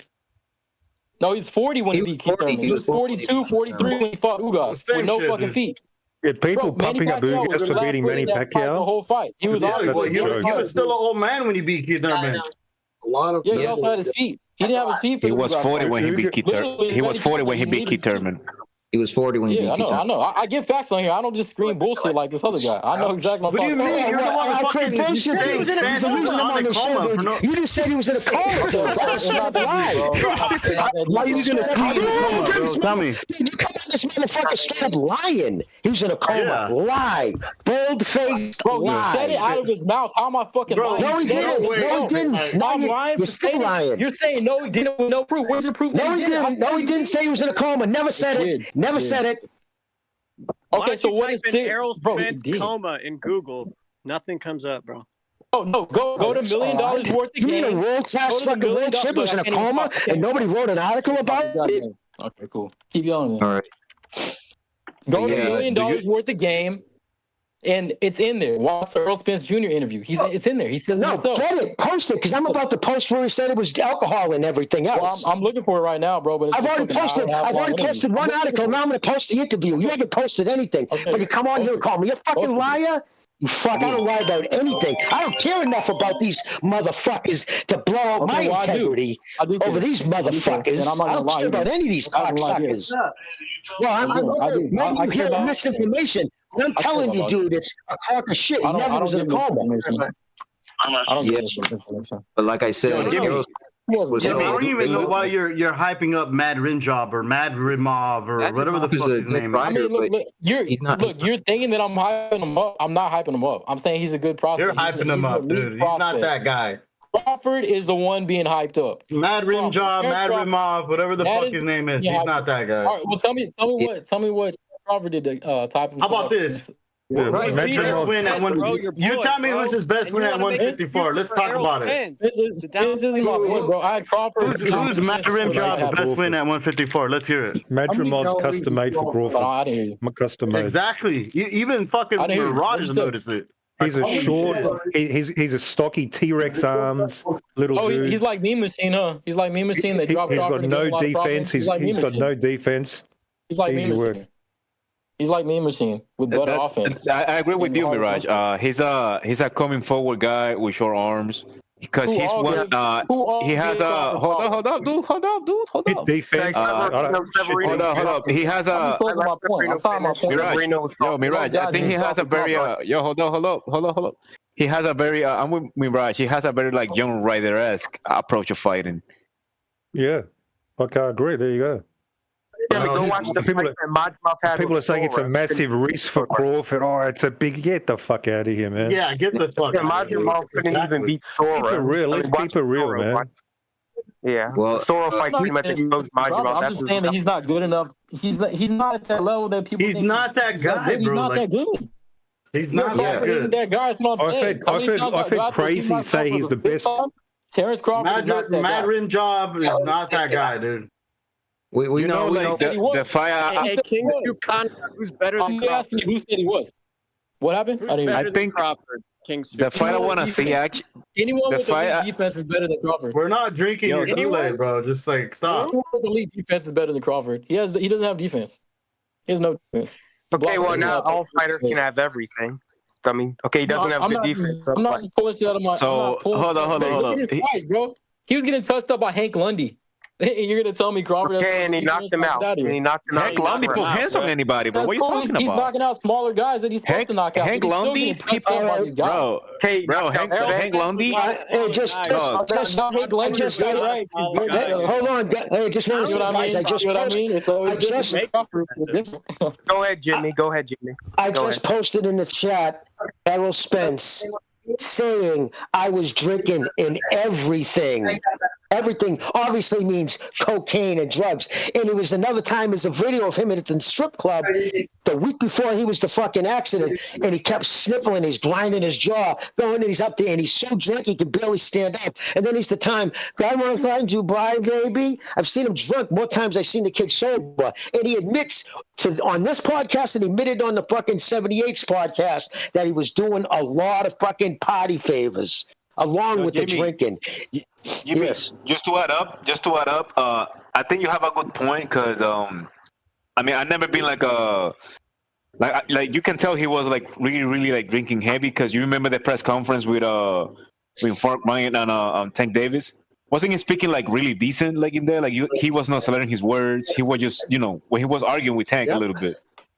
And also, like I get it. Like Madrimov is like the biggest guy, I guess. Like Terence Crawford's gonna fight on paper, but at the end of the day, like Terence Crawford has experience on the pros on this guy. Like this guy don't have like 10 fights.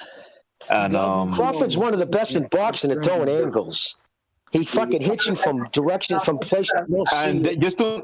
And just to see like this guy doesn't really know boxing. Like Lundy put hands on everybody, bro. He put hands on Cepeda. He put hands on Ramirez. he put hands on anybody in 140, bro. On Crawford. Gamboa put him on Queer Street. Little Gamboa put Crawford on Queer Street. I don't think you watch boxing, King Sakuma. I really don't. Do you even understand like who? Hold on. You don't make any sense. Hold on. I'm gonna give you one. You say truth about Crawford, and all the fans just come out. Sakuma, like, no, Sakuma, I'm gonna give you this one. Yo, Sakuma, I'm gonna give you this one. Wait. Aren't you a Jamal fan? Aren't you a Jamal fanboy? Yeah, if Crawford sucks, who are your favorite fighters, bro? Name them right now. His favorite fighter is Jamal, bro. You want to talk shit about my favorite fighters? Name them right now, bro. Because you're talking shit about Crawford, but your favorite fighters. He's a big fan of Jamal, dude. He was the only big, bro. So you have no logic. You have no logic. You can't name a fighter because all the fighters you're going to name are worse.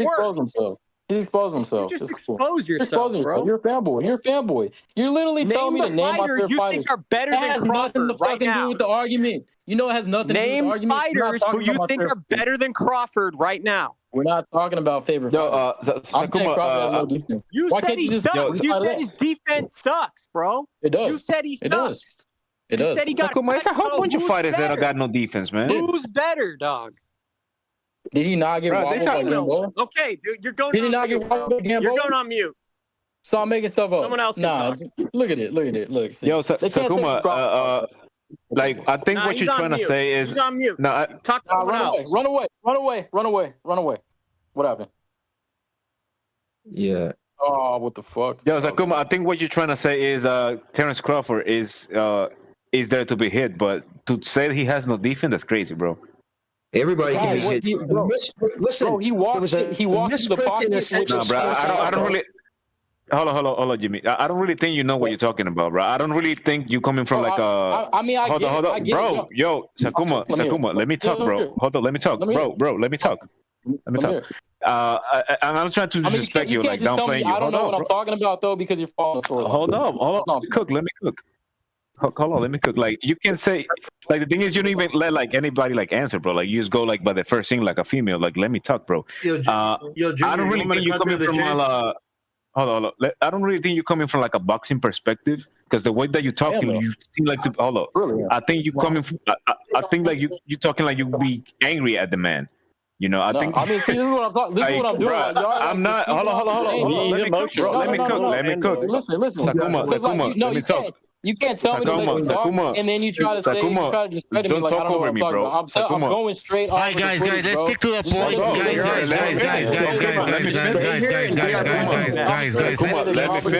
Guys, hold on, let me talk. This is Bucho. Let's avoid the ad hominem attacks, personal attacks. Let's move on. Stick to the fucking points here. All right, personal attacks. I mean, we're not gonna get into it. Stay here so you can be our punching bag, please. You know, it's pointless. I'm not with all that, bro. I'm just trying to like make a point. Like, I'm not the biggest Terence Crawford fan, to be honest. I respect like certain levels to him, but I always say that he has a lot of asterisks in his career. Like, you can start from that, but just like say he has no defense and you just throw him to away. Like, nah, bro. Like, you have to like come to like certain like amount of data. You just come, just talking over people and like say he has no defense. That's it. Like, at least you will say like something like, okay, his resume is iffy. You can start from there, but you just say stuff. Hold up, you're saying stuff like a teenager. Like you. I'm not trying to like take it personal. Like you might have you might have a good point, but the thing is, you just have to like work on your like break down like what you're trying to say. You know what I mean? Yeah, yelling over people, man. Like when they don't say shit you don't like, man. That's seriously, bro. It's a feminine trait, right, dude. Like, you should not do that, dude. It's just like, really not a good thing. Like, do you think like we don't have like things like we disagree between each other, but it's not that big of a deal? Like, like you can just give your sentence and things. Like everybody here is an adult, I guess. So I've said stuff on the show, and then somebody's corrected me. Mark, just a couple of weeks ago, I heard something that I found out from a Mark wasn't true. And what did I say? Oh, thanks, man. I appreciate you set me straight on that. He didn't come at me like, oh, dude, no. He goes, hey, I heard this, and he was 100% right. So you can hear wrong information. You come in closed-minded, yelling over people because they're saying shit you don't want to hear, dude. Ain't a way to do it. No, but I mean, saying that I'm giving wrong information when you can clearly go find it yourself, and see But the exact same. but that's not what you say. When you come with something, when people are saying it didn't happen, what you do, but you bring it. You don't say go fucking find that information. Do what I did. Post that shit in the chat. Yeah. You posted. I had to post in the chat because people thought I was lying that Benavidez was ducking 175 since 2020. I posted that. That's why there's a chat, so people can post their fucking proof, post their shit. Yeah, it's fine. I'm posting the Spence thing right now. I'm just looking through the podcast. Yeah, I have Spence was always overhyped. He's a decent fighter, pretty good fighter. I mean, that's about it. Yeah. Well, that's the way you no, but you see what we mean, Sakuma? Like that's the way you do it. You know, you go to your article, you go to the podcast, and you probably cut the clip and you show in the chat. You know, that's all. Yeah, and I always, from day one, years before the accident, I picked fucking Crawford to beat him. I had him in the beginning winning a unanimous decision. I changed it to by stoppage when I saw how much, every time I saw Errol Spence, and Jimmy, I bring it up on the show that he was an alcoholic. And people would say, dude, you don't know. And Jimmy, you know what? I was one of the guys got the prediction wrong because I was like, oh, this fight's going to be like competitive. You know what I mean? It's going to be like a 50-50 fight. And I was completely wrong. Because I was like, well, Errol Spence is somebody who has a particular, a like resume to Terence Crawford. Just the thing is he has like better like name recognition. But Terence Crawford, he's a good fighter. But the elements that Errol Spence gives, but the elements, that each other brings, like, the physicality, the tough shin, the volume punching, that actually gives troubles to Crawford. Spence's greatest thing was he had a very powerful jab, but it was a step jab. He would step in with his left foot and snap it all in, right? Very straight, very upright, almost no head movement to speak of. And if you're going to be very mechanical, you got to move your head. Very mechanical. There you go. That's a good way to describe it. Very mechanical. Like I was told, like, listen, I know. I was told, like, well, that fight's gonna be a couple of knockdowns first. Errol Spence never moved his head. That was the prediction like I always had. But I always thought that Errol Spence would give a lot of problems to Crawford, just because I put the Benavidez fight just as an example. Like, guys with size that can throw ball and has like some medical power can give these guys problems. You know what I mean? But I was completely wrong. Like, I was and to be fair, I always thought in the 150 because Errol Spence was ready to leave 147 because he wanted the fight with Keith Thurman 154, and he was really frustrated when he got, oh no, you're not gonna go anyways, because the whole point was the belts. And he even tried to. Oh, I was gonna say, brother, good way to check it too. Listen to what other fighters who have sparred him say. You know what I mean? Or not just Crawford, but when you listen to the guys talk, when you hear somebody, like, you try to find out if they're saying, man, that fuck kid's good, that fuck kid shows crazy angles, blah, blah, blah. And I thought sparring doesn't count, Jimmy. I thought sparring doesn't count. No, sparring, it doesn't count. It doesn't count in winning a fight. When David beats everybody, sparring doesn't count. Let me finish, dude. Let me finish. It doesn't count when you're saying, if all right, for instance, fucking, what's his name, sparred Bivol, got the best of him. Bivol admitted, absolutely, he had his way with me. No, but what happened during the fight, Bivol ended up schooling him. I'm not talking about that. I'm talking about, you can see somebody's foot movement. You can know how hard they punch. There's different fucking tests you can find out in sparring. How they move, how they catch and shoot, the angles they come at. That's not going to determine how someone's going to win a fight. David shows amazing skills in those areas. You can base like everything based on sparring, but there is some truth to it, because it doesn't mean nothing. People say it means nothing at all. No. I'm with you. Like, on a professional level, doesn't mean really nothing. But I mean, like, it means something when it comes to like how many skills you can like show off in the gym. You know what I mean? And because the thing is, Terence Crawford's career started because he whooped Trent Bradley's ass in sparring. He was the one who bring it to the pros. It's like, yo, this guy's really good. He whooped my ass like it was nothing. See, all these he was the one who brought it Bradley, right? Remember? Tim Bradley. Tim Bradley said that about. Yeah, Tim Bradley said that. He goes, "Wow, that black kid's good." Then you listen to everybody he whooped my ass from Keyshawn Davis, from Tim Bradley. Everybody says you see shit that these kids. Obviously, they're not knocking him out, but they see shit and what he can do. And never mind, you can just see the angles. And someone who's been around boxing his whole life, the way he switches from southpaw to orthodox better than anybody in boxing, seamless. He changes and know how hard it is to get somebody down, to pin somebody down who can change. Now, who's the best? I'd like to see the fight, but I'm not mad at the Madrimov fight. Who's the best 154 pounder outside of Crawford? I don't think he's the best 154, man. I don't think he's the best 154 either. Madrimov is up there for one of the best for sure. Who's the best 154? From an eye test standpoint, he can be there. I mean, although Tim Tszyu lost, I think he's the better. It is more. I think the one Jose, Jesus Ramirez, not Jose. It's the other guy. What's his name? Ramos. Virgil Ortiz. Oh, Ramos. Do you know who's the beast? That Bokachuk guy. That guy beat the living shit out of Yep, and he's fighting Virgil. Mendoza. He beat the shit out. Isn't Virgil Ortiz going to be fighting that Bokachuk dude? Didn't they announce that as a new opponent? Yep. That's who he's fighting. That's a dangerous. That guy's a killer, man. That guy's I'm with you, Mirage. That's a dangerous fight. Yeah, Mirage. That's right. That's it's an exciting fight too. He doesn't duck smoke. That kid will fight the guys. What's his KO ratio? Virgil Ortiz, I think he's only gone a distance once, right? 24 wins, 23 KO. Virgil Ortiz, 24 wins, 23 KO. Okay, no, I thought y'all were talking about somebody else. Has like 23 knockouts out of 24 wins. So and the beating you saw against Mendoza, that was disturbed. That was a disturbing beating. Like, when it gets disturbing. He took way too many punches. He should have stopped it. Yeah, too much. Yeah, that was terrible. So he's one of the top guys. The violence. I'll put him on. Yeah, let me ask him. Who does he have as pound for pound? Who does he think is the pound for pound best boxer, or the top three?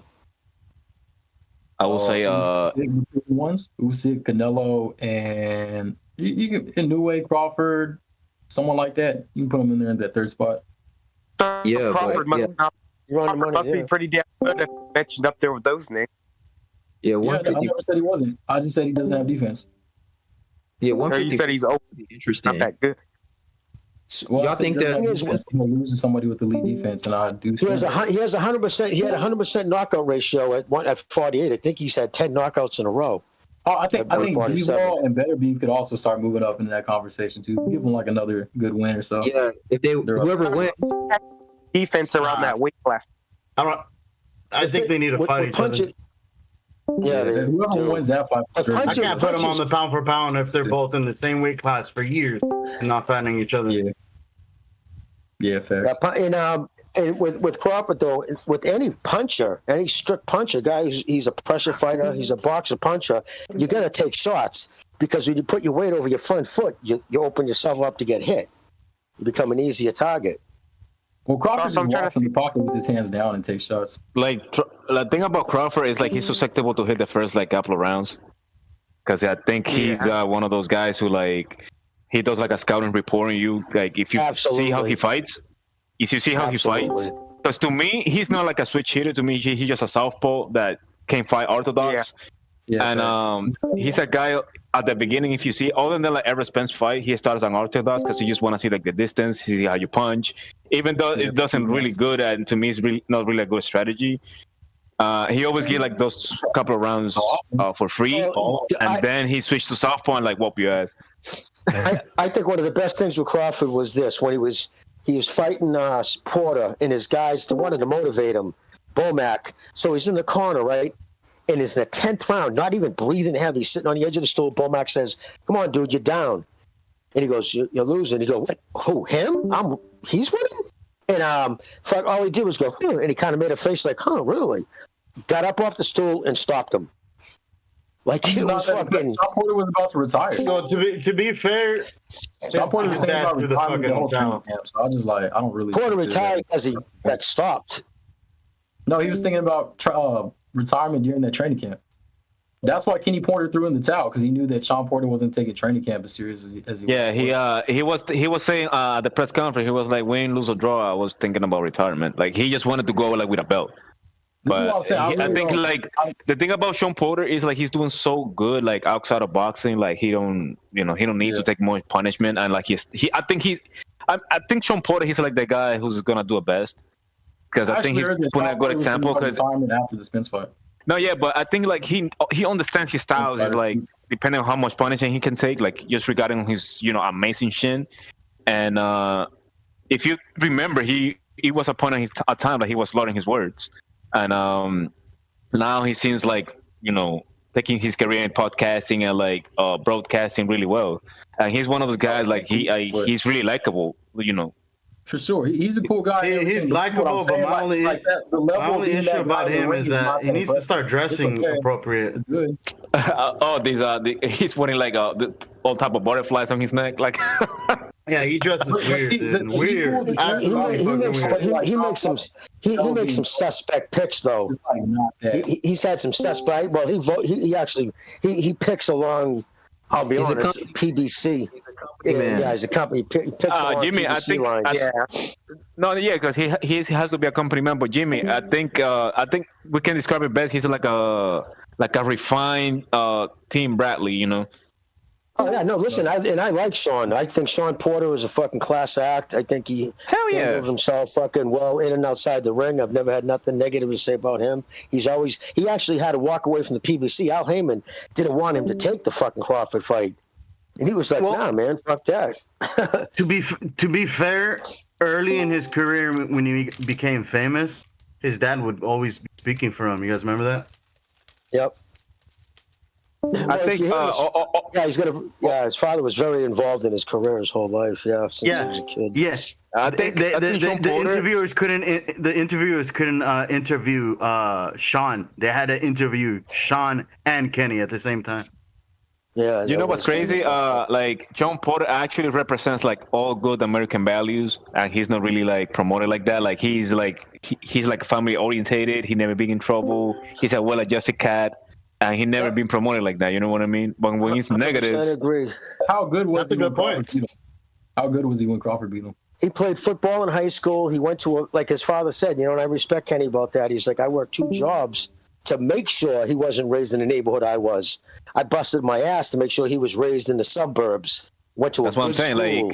Right. Did all the right. So I respect the hell out of Kenny about that. No, like if you put their stories, to make sure his kid had a good life. Like Shawn Porter, bro. Like to me, he's a well dude, man. Like he 100% agree. That's a respectable thing from Kenny.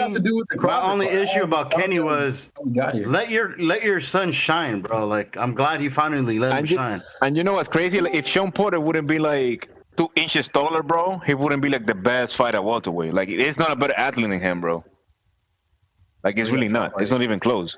Like Shawn Porter, bro, as a high schooler, he was like 180. He in the amateur, he was 160. He was a middleweight in the amateurs and a welterweight in the pros.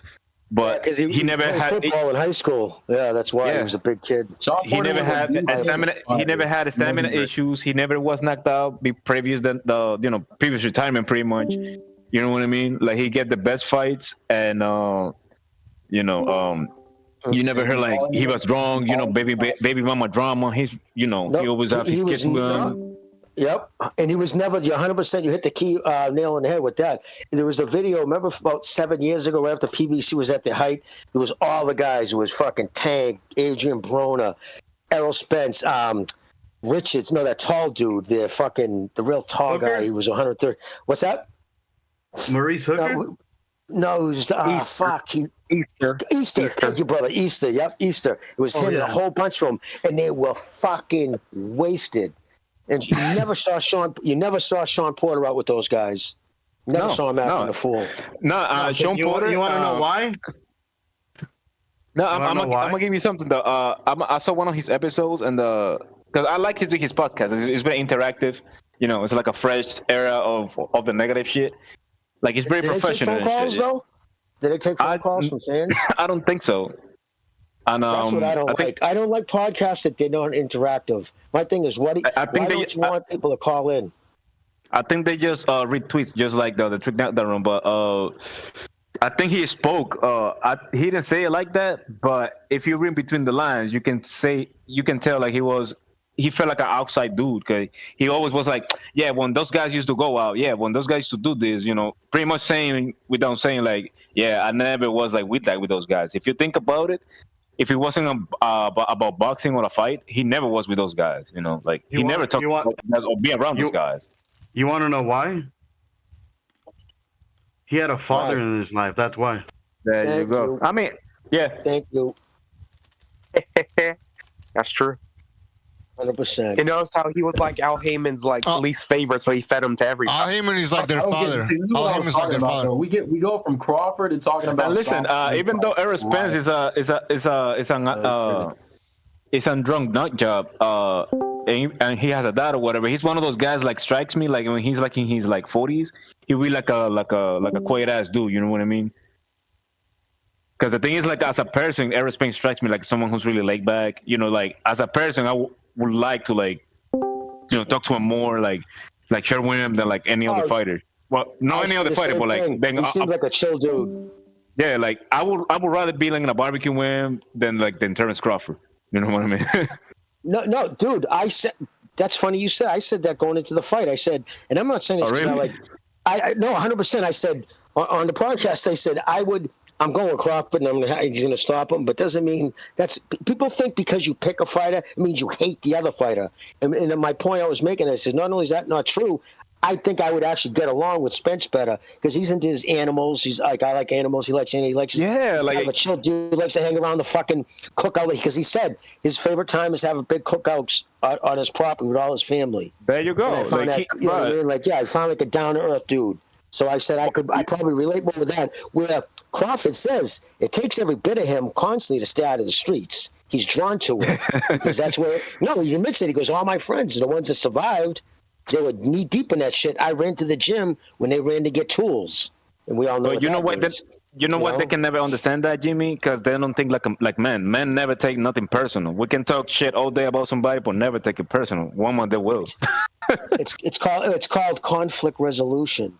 And there you go. I think people without fathers tend to be very bad at it. People, not all, but you need that. Most of the time, by the time you're 12, your mother can't hurt you unless she hits you with something. If you're a man, right, growing up. But when your mother says, "Wait till your father gets home," you're like, "God damn," you know what I mean? So it's like put it like this, Jimmy. And respect thing. Put it like this, Jimmy. My dad only whooped my ass once. So yeah. I'm 30 years old now, right? I'm 30 years old. Once. I'm 30 years old now, and I was 30 years. I'm 30 years old right now, right? And I was like 8. I remember the date, the time, the room temperature. He said room temperature. My dad is a great athlete. Like he still plays softball, basketball, and like baseball well into his 50s, and really, really well. And he had like a back surgery. Like my dad is an athletic beast. Now imagine taking an ass whooping for that guy in his 20s when he's. You know what? I would venture to say it wasn't even as bad physically. It's because you probably love and respect your father so much to get him that bad psychologically hurt you as much as the beating. You just didn't realize it when you were young. Also because like so respect you have for your dad. No, also because my dad is like a very like laid back, chill type dude. You know, he always laughing and he was always like, like talking. And everybody loves him. So I never knew that side of him. So he shocked me. So he was hitting me and mentally it was like, what the fuck is going on? You want to know that quote that people like to use? Fuck around and find out. Exactly. Nah, bro, and here's the thing though, like you always think about like, well, my mom can hit me, but if my dad put the hands on me, that dude, by accident he could take me out, So I started boxing. Well, my father had me boxing at the time. I was like fucking could remember. One of my oldest memories is him putting on the gloves, getting on his knees. But of course, by the time I was 15, I was cocky as fuck, starting to get a little mouthy. And I remember he was like, he jumped up the dinner table one time. He was eating. I was about to leave my buddy Louie, and I was a little mouthy. And he jumped me because you're a tough guy now because you're a boxer. You can't just because I had my boxing shoes on. I was leaving the house, and that's what it was. I was pissed that I was wearing my Axis Tigers. They were red velvet. I'll never forget my boxing shoes he just bought me because I had maroon pants because, the shorts that represent Lowell, the Lowell colors, maroon and gray. But anyways, and I was leaving the house. He's like, what the fuck you wearing your boxing shoes for? I'm like, fucking chill, dude. Some mouthy, disrespectful thing. And he got up and fucking two-pieced me with slaps. What up? And I remember, like, what the fuck, man? I didn't know the little Italian style. Still moved that quick, And he was, he fought in the gloves. He has most of his brothers. His father had 11 brothers. Well, 10. There's 11 boys, and 9 of them were Golden Glove champs. My grandfather was a trainer for years and years. He's actually in the New England Hall of Fame as a trainer. My father fought in the gloves. Half my fucking family. I got a cousin who's on the cover of fucking Ring magazine in 1936. So it's my father's second cousin. No, my father's first cousin, so it's my second cousin, but you know what I mean, type of shit. He's passed now, but yeah. Oh wow, man! You have a really deep boxing background, man. Guys, my friend's been involved with boxing for over 100 years. Guys, I gotta end the show, but I really want to thank you for being here. It was really a good show. So we'll talk next time, all right? Very spicy. Always spicy. Very spicy. I like spicy. All right, guys. Thank you. See ya. And everybody in the chat, thank you for joining us. We had some connection issues. I'm gonna try to fix this. Like, gonna call the provider again because they changed some stuff here, and now it's a different type of issue. I'm noticing it's not the same as before. We just completely cut stuff all the time. But anyways, we'll see what happens. Hope the sound was okay. I have a new sound system. But yeah, guys, we'll see you next time. Hit the like button before you leave if you haven't. It's really going to help us out. See ya.